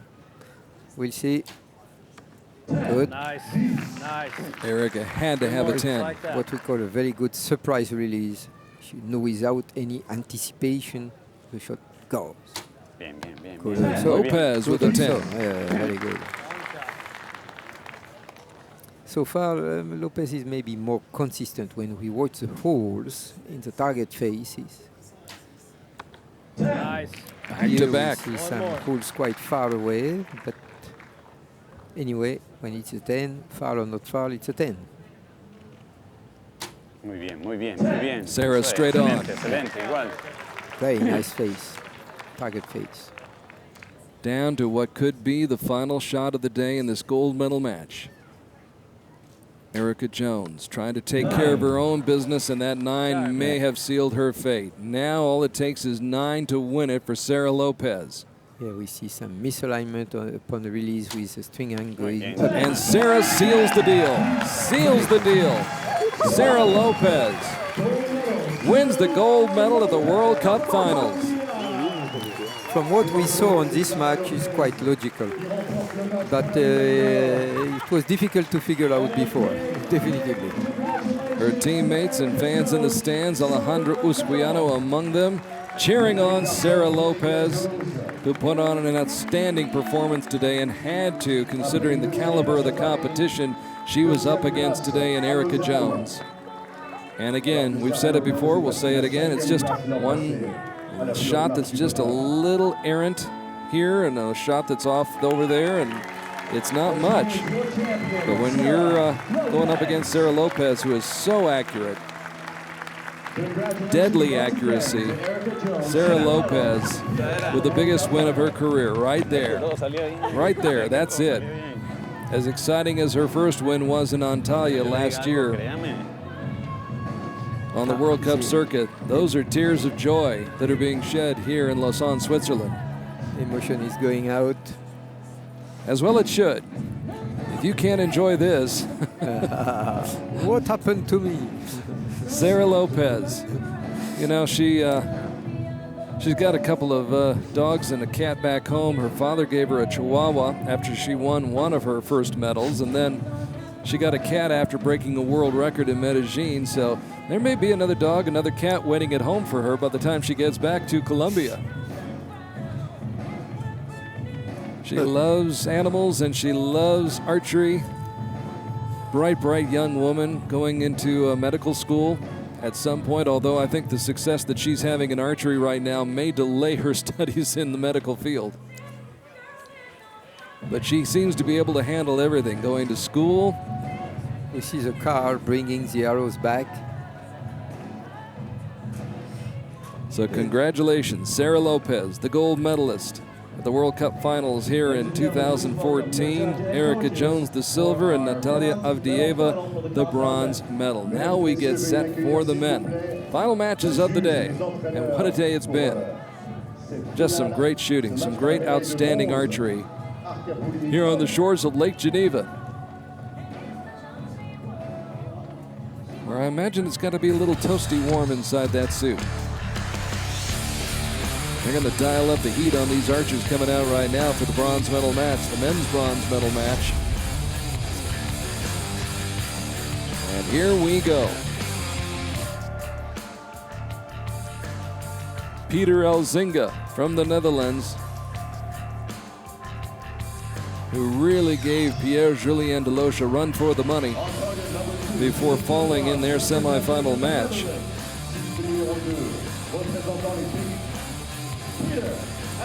Peter Elzinga.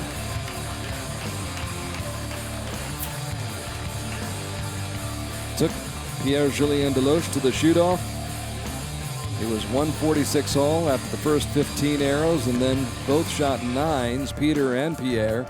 Pierre's just a little bit closer to the center, and so it is Elzinga who winds up in the bronze medal match against Rio Wilde of the United States, who saw his teammate Bridger Deaton come from behind and pass him, and sends Rio to the bronze medal match. Bridger Deaton going on to the gold medal match. So Rio Wilde and Peter Elzinga squaring off here in Switzerland for the bronze medal. By the way, in Medellin, Rio Wilde won the bronze medal down there. He did lose to Peter Elzinga in the semifinals. That's how he wound up in that bronze medal match. So these two have some history. They've been up against each other before. And in fact, if my memory serves me correctly, I believe that Peter and Rio met in 2006. They did, in fact, 2006 in the World Cup gold medal match in Mexico. That time, it was Rio coming out on top, Rio getting the gold, Peter settling for silver. Here they'll go for the bronze, and only one will go home with a medal. So Rio and Peter. Does it have a number 4 on it? Third match of the day for both of these gentlemen. And Rio holding it for a long time at full draw. Starts off with a 9. And Elzinga immediately takes a 1-point lead. Peter has just a draw length of 66 centimeters, which is quite short. For sure, he's not a tall man, but it's a very short draw length. So it's due to the alignment of his body. As we can see, the bow shoulder here, it seems quite right, you know, not aligned with the other shoulder. Wavered just a little bit. And settles for a 9 on that shot. So Rio seems to be back into his groove.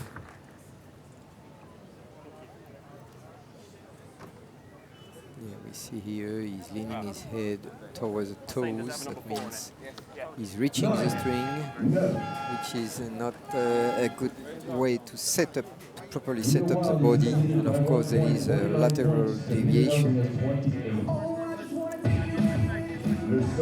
Both of these archers trying to salvage this trip to Switzerland. If you get to that gold medal match, you know you're going home with a medal one way or the other. But in this bronze medal match, some have argued there's even more pressure, because if you lose, you go home empty-handed. For sure. So you see Peter is quite short. And his form is He's pretty tall in my eyes, though, when it comes to archery. Yeah, yeah. His form is such that he reduces the draw.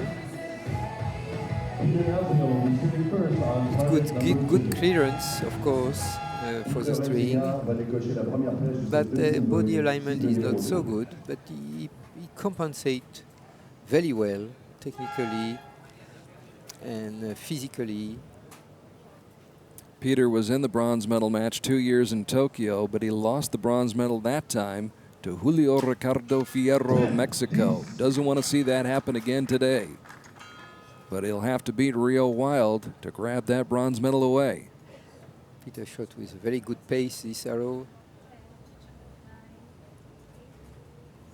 Rio had that 1 point lead after the first end, maintains the 1 point lead as we start the second end.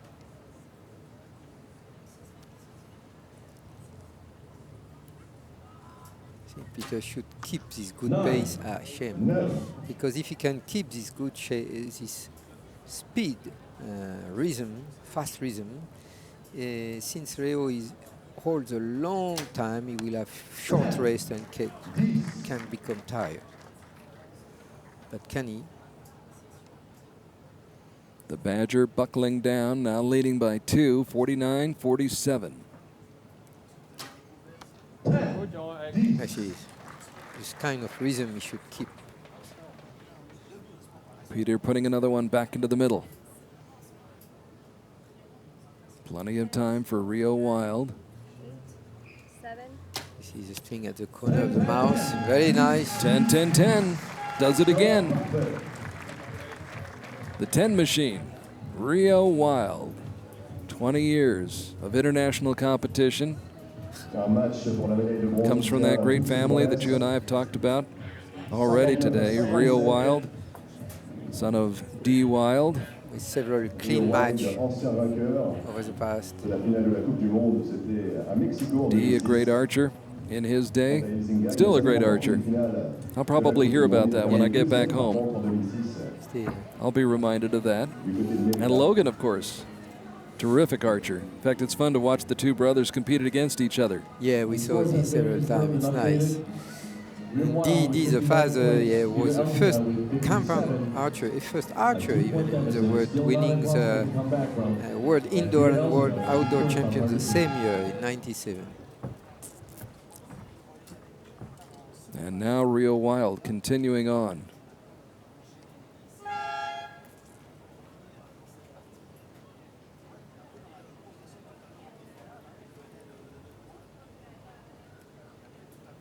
Yeah. 59-57, Rio Wild leading as we go to the third end. Set the form with a lot of control, no rush. Very good.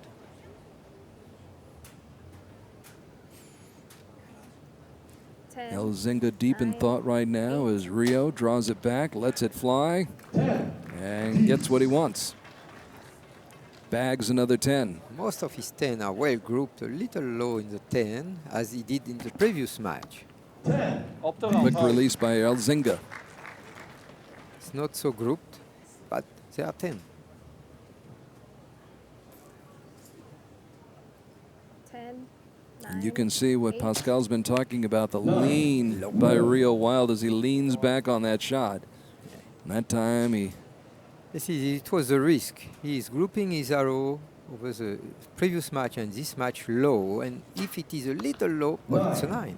What happened for 9,9, ja. Net for Rio? He should sight, adjust the sight to group at the proper height, not below the 10. You see, no one arrow is above. All arrows are good height or low.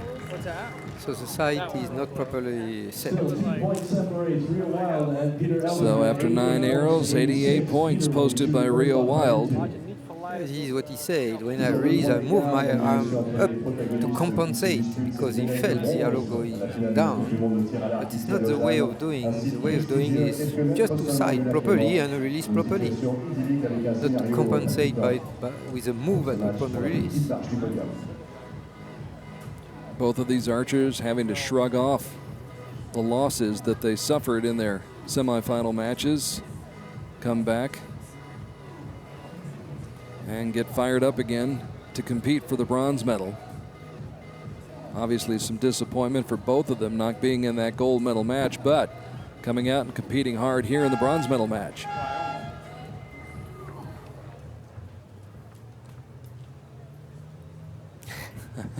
Yeah. You move it up. Good compensation. It paid back.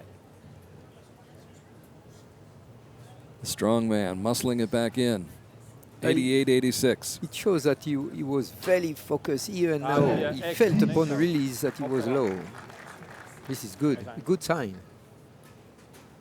He is mentally here and now. 10, 9, 8, 7, 6, Little long, eh? 9.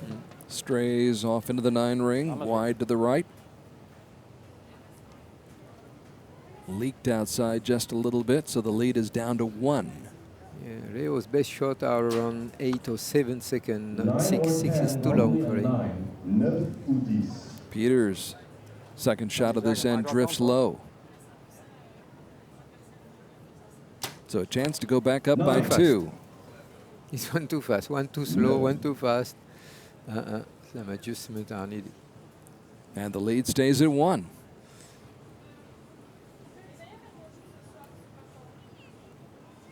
That target 50 meters away. 9.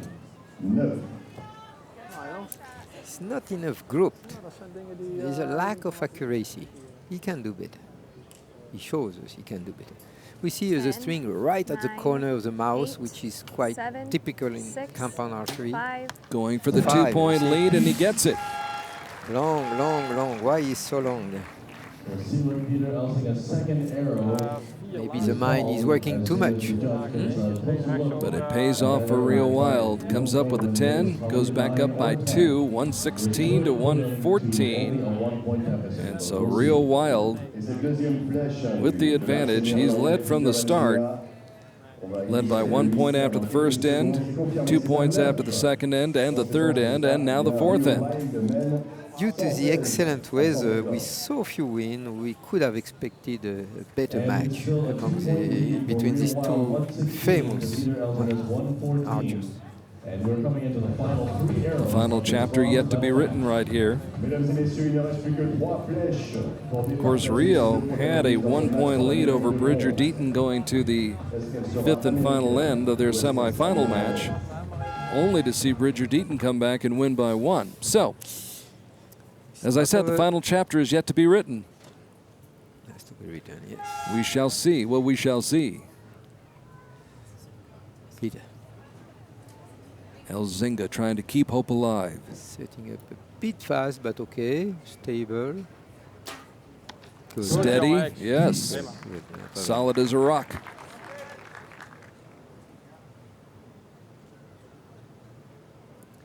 Well, we see the string pressing 10, on 9, all the body. 8. 10. Caught that line. Good height, finally. 2-point lead, 2 shots to go. Normally it's okay, but wait and see. Ja, zeker jongen. Daar zijn ze. Peter fighting right down to the very end. I would be surprised if Reo shoot again a 8 10, as he did in the 9, previous match. 8, 7. 10, okay. Learned his lesson. And Rio Wild is 1 shot away from winning the bronze medal. And sighting is better. Previous arrow was at the proper height, even a little high. Oh, nice. What a great group. Ah, yes. What a great group by Peter Elzinga. What a great competitor. Congratulations. Yeah, very good. Putting up a strong fight, even though he was down by 2. Never give up, Peter. For the bronze. And there it is. Bronze goes to Rio Wild of the United States, the pride of Pocatello, Idaho, bringing back a medal from the World Cup Finals. He wanted the gold, but if he couldn't get that, certainly didn't want to go home empty-handed, and he will not have to. He gets the bronze medal, so congratulations to the Wild man, Rio Wild, who comes up with the victory. Got just what he needed on that last shot, and Rio Wild, with 3 10s in the final end, posts a score of 30 in the 5th end and wins it by 2, 146 to 144. Well, we could have expected both above 146. But maybe the pressure, you know what happened. A match, we never know what could happen. The pressure can falter a bit the results. Keep the results a bit low compared to usually. I think Peter Elzinga will probably look back at that first end when he had a pair of 9s, and the 4th end when he had a pair of 9s. But you saw until the end he never gave up. He finished with a 30 point. Yeah, he's a tough competitor. battled the Rio Wild right down to the final arrow. But Rio finally gets the job done and picks up the bronze medal and makes that long trip from Pocatello, Idaho all the more worthwhile, although just coming here to Lausanne, Switzerland is enough in itself. In and of itself, what a wonderful spot to come and visit and take in tremendous archery like this. Great athleticism, great competition, and great coverage by Hit the Roof Productions and World Archery. Along with Pascal Colmer, I'm Carl Archie. And we are glad to have you with us as we get set for the final match of the day. It is the men's compound gold medal match here in Lausanne, Switzerland, where my friend Pascal, I know, has a boat to catch pretty soon. So there's Bridget Eaton, who's hoping he can catch a wave and ride it to a gold medal. Bridget Eaton, 20 years old, from the United States, number 7 in the world and 5th in the World Cup rankings, has a pair of victories now to his credit this year over Rio Wild, which says a lot in and of itself. And in his first year out, he is in the World Cup gold medal match. But boy, oh boy, is he up against a tough competitor, a tough challenger, and the #1 compound archer in the world. It's the Admiral, Pierre-Julien Deloche of France, 32 years old, #1 in the world, 3rd on the World Cup circuit, 7th year out on the international stage. And this will be the first meeting between these two archers, Pierre and Bridger. And obviously, being so close to France, he has a large cheering section here in the grandstands along Lake Geneva. In their semifinal matches, Bridger Deaton. Well, Bridger this morning defeated Sébastien Pinot of France, 145 to 144. So he already has one victory over a Frenchman. And then this afternoon, Bridger came from behind to defeat Rio Wild, 147 to 146. Meanwhile, Pierre-Julien Deloche, in his first match of the day, was down by 2 midway through the match, came back to beat India's Rajat Chauhan, 146 to 145. And then won a shoot-off with Peter Elzinga to get to this gold medal match. So both have been tested, to say the very least. Technically, they are not so different. We can see the body set up quite straight, low, bow shoulder. Oh, nice shot, very nice. Smack dab in the middle. Release quite energetic. Arms move a bit, but the body stays still. Very good.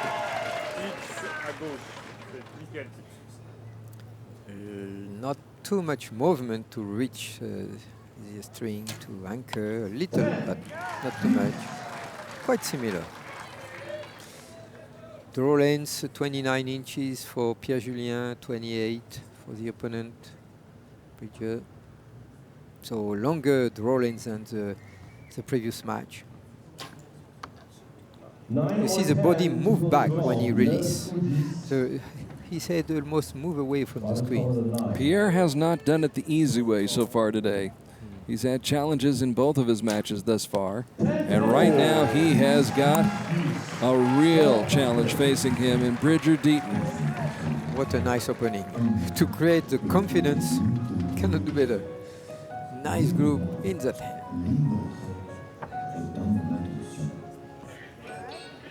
So Bridger Deaton. A few things to say from the coach because it's well introduced.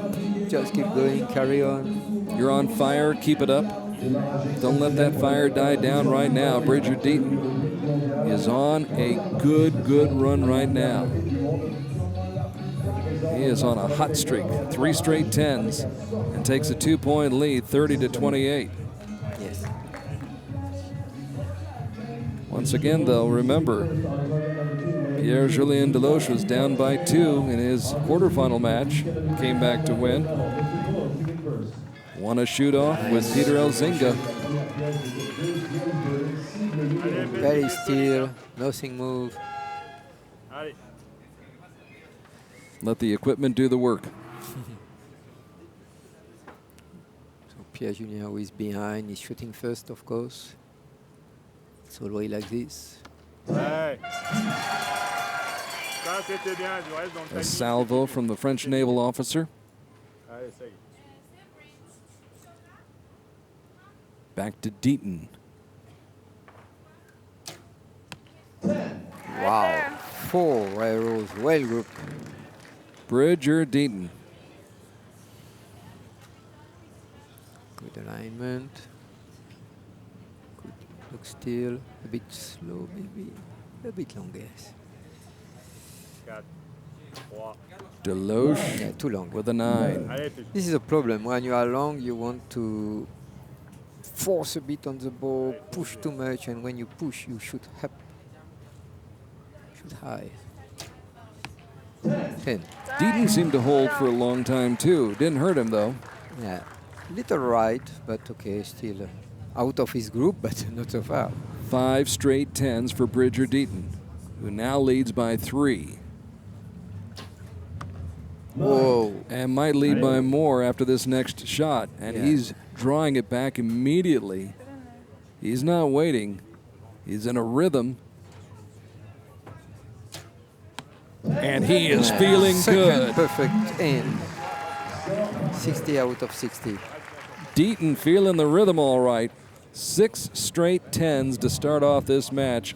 Remember, he had 7 straight 10s to start off that semifinal match. Absolutely. So Bridger Deaton coming out and stabbing that target with 6 straight 10s. Pinpoint precision, what accuracy. And Pierre-Julien Deloche has been off just a little bit with a couple of his shots, but finds himself trailing now by 4 points, 60 to 56. He knows that now he has a tough job to do. He has just to be perfect all the way through.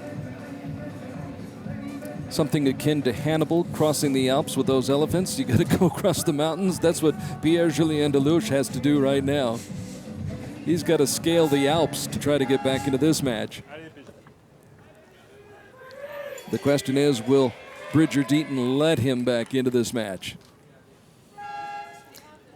It's a question, will Bridger open the door or not? Those blue glasses, helpful? I know a lot of the archers have gone to orange. Pierre seems to prefer the blue. And he's not feeling very blue after that shot, but We have to prepare archers to shoot in different environment. I don't lighting think it's situations. 10 and again. 7 straight 10s. He's on a roll.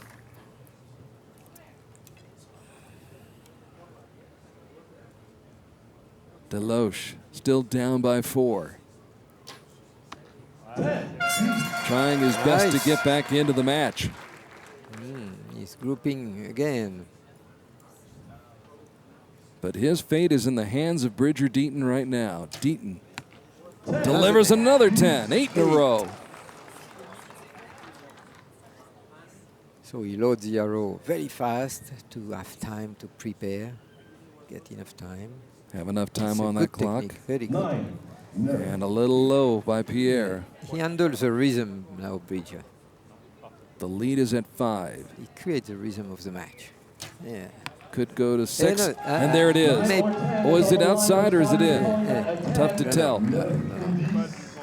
Et à la jumelle, il semblerait que ce soit un 10. On va attendre la confirmation officielle de nos juges. I don't know, I'm sorry. It was a 5-point lead before that shot.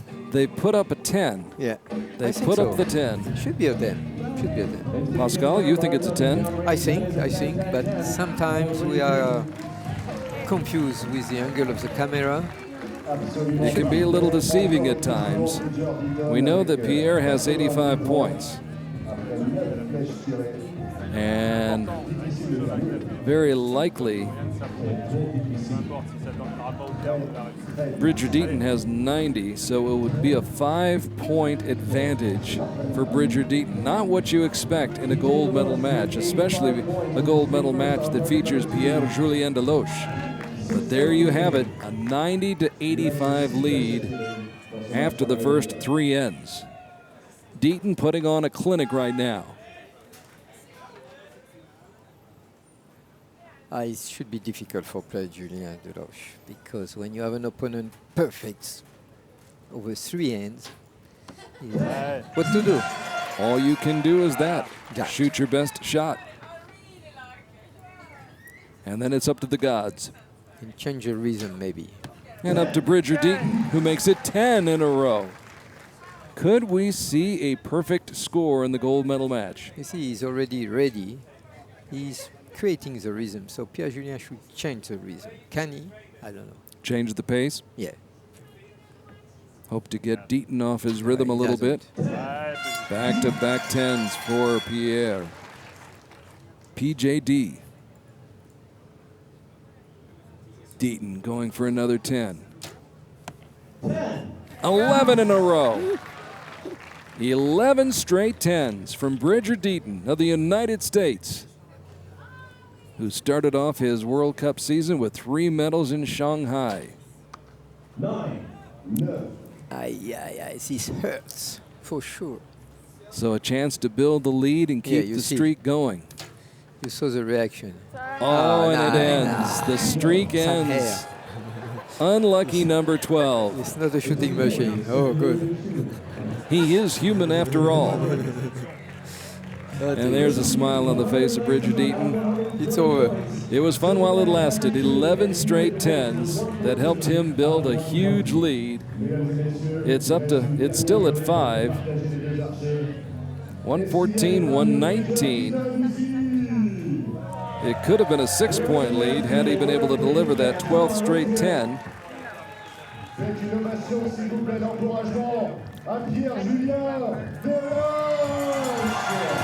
So Pierre-Julien Deloche behind the 8 ball right now, backed into a corner by Bridger Deaton.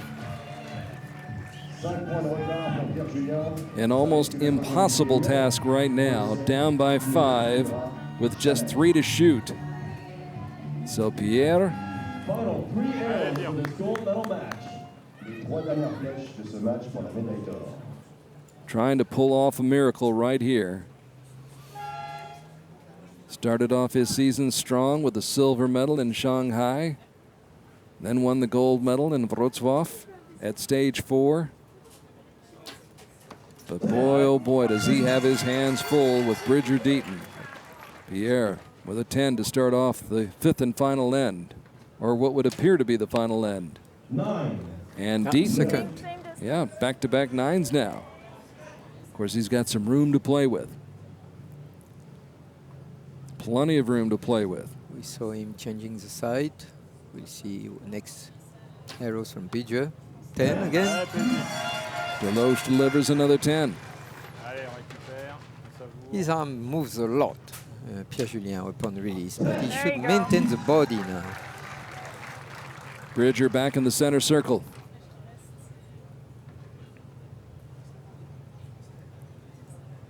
And this could be the final shot of the outdoor season for Pierre-Julien Deloche. If it is, he wants to go out strong, and he does. Head high. So Pierre will finish with a score of 144. And there it is, a quick shot, and Bridger Deaton seeing no reason to take any more time than absolutely necessary. Gets off the shot, wraps up the end, wins the match, wins the gold medal. And what a huge victory for him in his young career, just really, really getting started on the World Cup circuit, the World Cup campaign. He's been around, has a lot of experience, but Bridger Deaton in the spotlight with the brilliant Swiss sun shining on him. And Bridger Deaton getting off to an amazing start as his first 11 shots found the center circle, found the 10 ring, 10 perfect shots in a row, almost perfect shots in a row to start off the match. And that was too much for Pierre-Julien Deloche to overcome. 148 to 144. Bridger Deaton, good as gold. And a golden moment for him here in Lausanne, Switzerland, the Olympic capital. And I know Bridger and other compound archers all hope that one day they will be included in the Olympic Games as well. So a clinic put on by Bridger Deaton. 11 straight 10s to start the match. Then on his final 4 arrows, 2 9s, 2 10s, finishes off with a score of 148, 2 away from perfection. But it was good enough to get a hug, and it will be good enough to get the gold medal. And it didn't take him a lot of time. He doesn't take a lot of time. He gets up to that line. He draws it back. He gets the shot off. And the USA comes away with not one, but 2 medals today in men's compound, 1 on the women's side. So a good haul in compound for the United States. Erica Jones gets the silver. Rio Wild gets a bronze. And Bridger Deaton gets his name at the top of the marquee as he comes up with a brilliant performance in the gold medal match, winning at 148-144 over Pierre-Julien Deloche of France.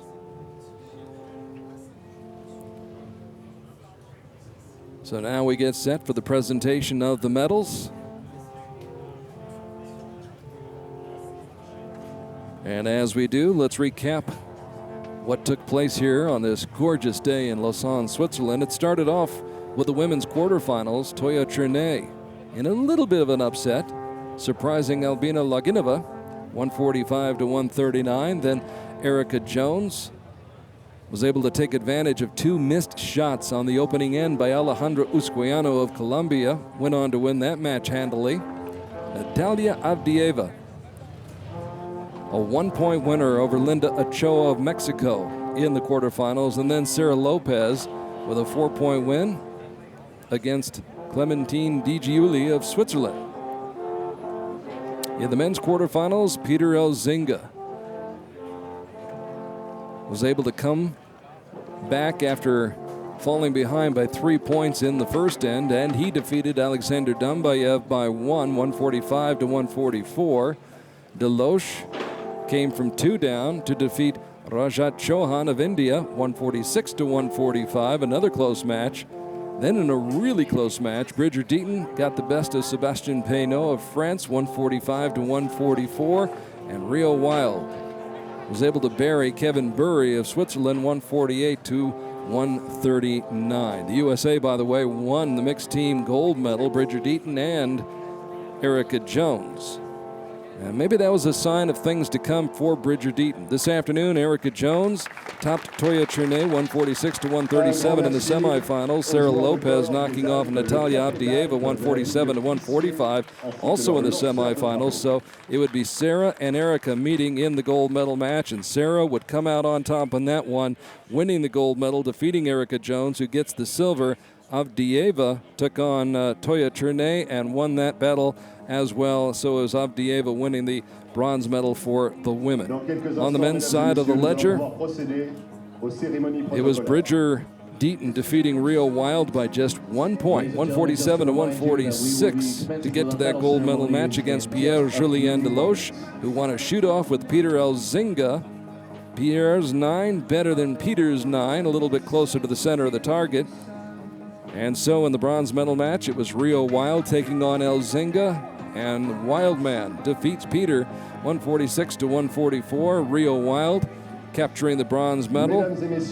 And a real clinic put on by Bridger Deaton in the men's gold medal match. The first 11 shots, all in the 10 ring. He built himself a big lead and never looked back. Bridger Deaton defeating Pierre-Julien Deloche, 148 to 144 for the men's gold medal. And now the presentation of the medals to the women, who fought so hard, not just today, but all season long, to get to this point. Trophy will be presented by Miss Maria Greg Easton Emma Gaviria of the United States on hand for the presentation of the medals here in Lausanne, Switzerland. Les cadeaux seront présentés par Monsieur Greg Easton, membre du comité exécutif. Always good to have Greg on hand. and gifts will I'm be glad he was presented able to by make the Mr. trip over. Greg Easton, Executive Board Member of World Archery.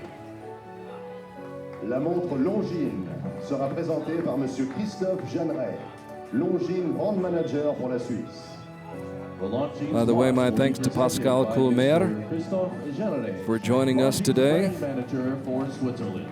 with his insightful Troisième coverage place, représentant and la expert Fédération de analysis Russie.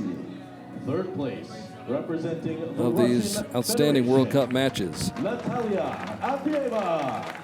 So there's the presentation of the bronze medal to Natalia Avdieva. A bronze medal here at the World Cup Finals. Before this, her greatest shining moment, the gold medal that she won on Konyaaltı Beach in Antalya, Turkey at stage 3 back in June, defeating Fatima Al-Mashadani on that day, the Iraqi archer, 16 years old, whom I've got a feeling we'll be seeing quite a bit of in the future as well. Deuxième place, So représentant congratulations les to États-Unis the d'Amérique. archer from the Russian Federation, Natalia Avdieva, a bronze medalist. Erica The Jones. silver medal going to Erica Jones of the United States.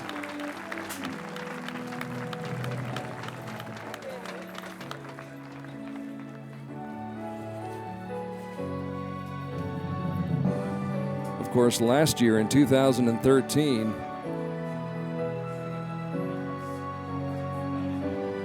Erica reached the gold medal match in 3 of 4 stages and settled for silver on each of those occasions. Then also won the silver medal at the World Cup Finals in Paris. Again, she wins the silver medal here. Sarah Lopez. Wanted to get back to the top of the victory podium here in Lausanne, but that is occupied by Sarah Lopez of Colombia. Sarah Lopez, the biggest win of her career, young career. She has many, many, many years of great archery in her, great shooting ahead for this young lady, only 19 years old.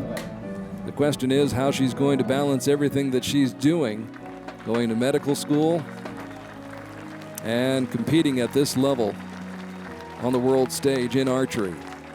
Mesdames et messieurs, So gold to Sarah Lopez, silver to Erica Jones, and the bronze to Natalia Avdieva. Now the national anthem of Colombia.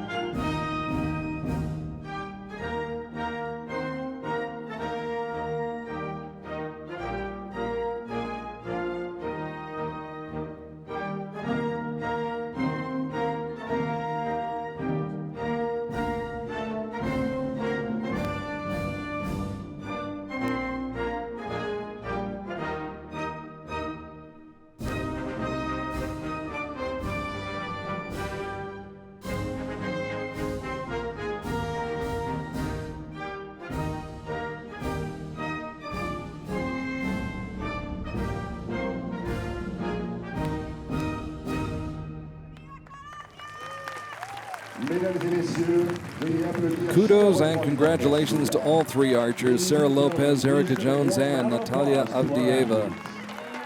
There's a lot of talent standing atop that podium right there. And we appreciate and thank them for the show that they put on here today in Lausanne, Switzerland at the 2014 World Cup Finals. Once again, next year's World Cup Finals headed for Mexico City, which will also be the home of the World Championships in 2017. Next year's World Championships to be held in Copenhagen on the grounds of the Christiansborg Palace in the heart of Copenhagen. That will be the first opportunity for individual archers and teams to qualify for the 2016 Olympic Games in Rio. Can you believe that? We'll already be looking ahead to Rio and obviously next year's World Championships. The first step down the road for many archers as they try to qualify for the Summer Olympic Games in Brazil coming up in 2016. We mentioned Greg Easton a little while ago. Greg on hand here in Lausanne to help hand out the medals. The Easton Foundation Archery Center in Salt Lake City opened up last spring. For those of you who've not had a chance to visit, I really encourage you to try to get there. 60,000 square foot center houses an indoor 70-meter range, an outdoor 90-meter range, has capacity for 68 targets, includes a 3D range, also have a workshop area, advanced testing, meeting and classrooms, a gym, and a sports medicine room. It's not only for the local archers, it's also for the national archers in the United States and international archers as well. Everybody welcome at the brand new Easton Archery Foundation Center in Salt Lake City, Utah. Gift will be presented by Mr. Tom Thielen, Secretary General of World Archery. And talking with Pascal, I understand that the new archery center that's being planned for Lausanne is on track and hopefully will be built in the very near future here in the Olympic capital, the home of the International Olympic Committee. So now we get set for the presentation of the medal to the men. Rio Wild shakes off the disappointment of his loss to Bridger Deaton in the semifinals. Rio had an easy victory in the quarterfinals, had a tough time this afternoon with Bridger Deaton. Rio jumped off to a 2-point lead, had that 2-point lead through 6 arrows, led by 1 after 9 arrows, still led by 1 after 12 arrows, but saw Bridger Deaton come from behind, catch him and pass him in the 5th and final end, and Deaton was able to send Rio to the bronze medal match where Rio came through once again with a 2-point win over Peter Elzinga. The silver medal goes to the Admiral Pierre-Julien Deloche of France. Came in ranked number 1 in the world after having a highly successful campaign on the outdoor circuit this summer. A silver medal in Shanghai, a silver medal as well in Wrocław, Poland.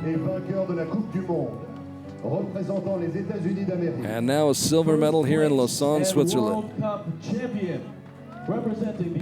Actually, I stand corrected. It was a gold medal for Pierre in Wrocław, Poland.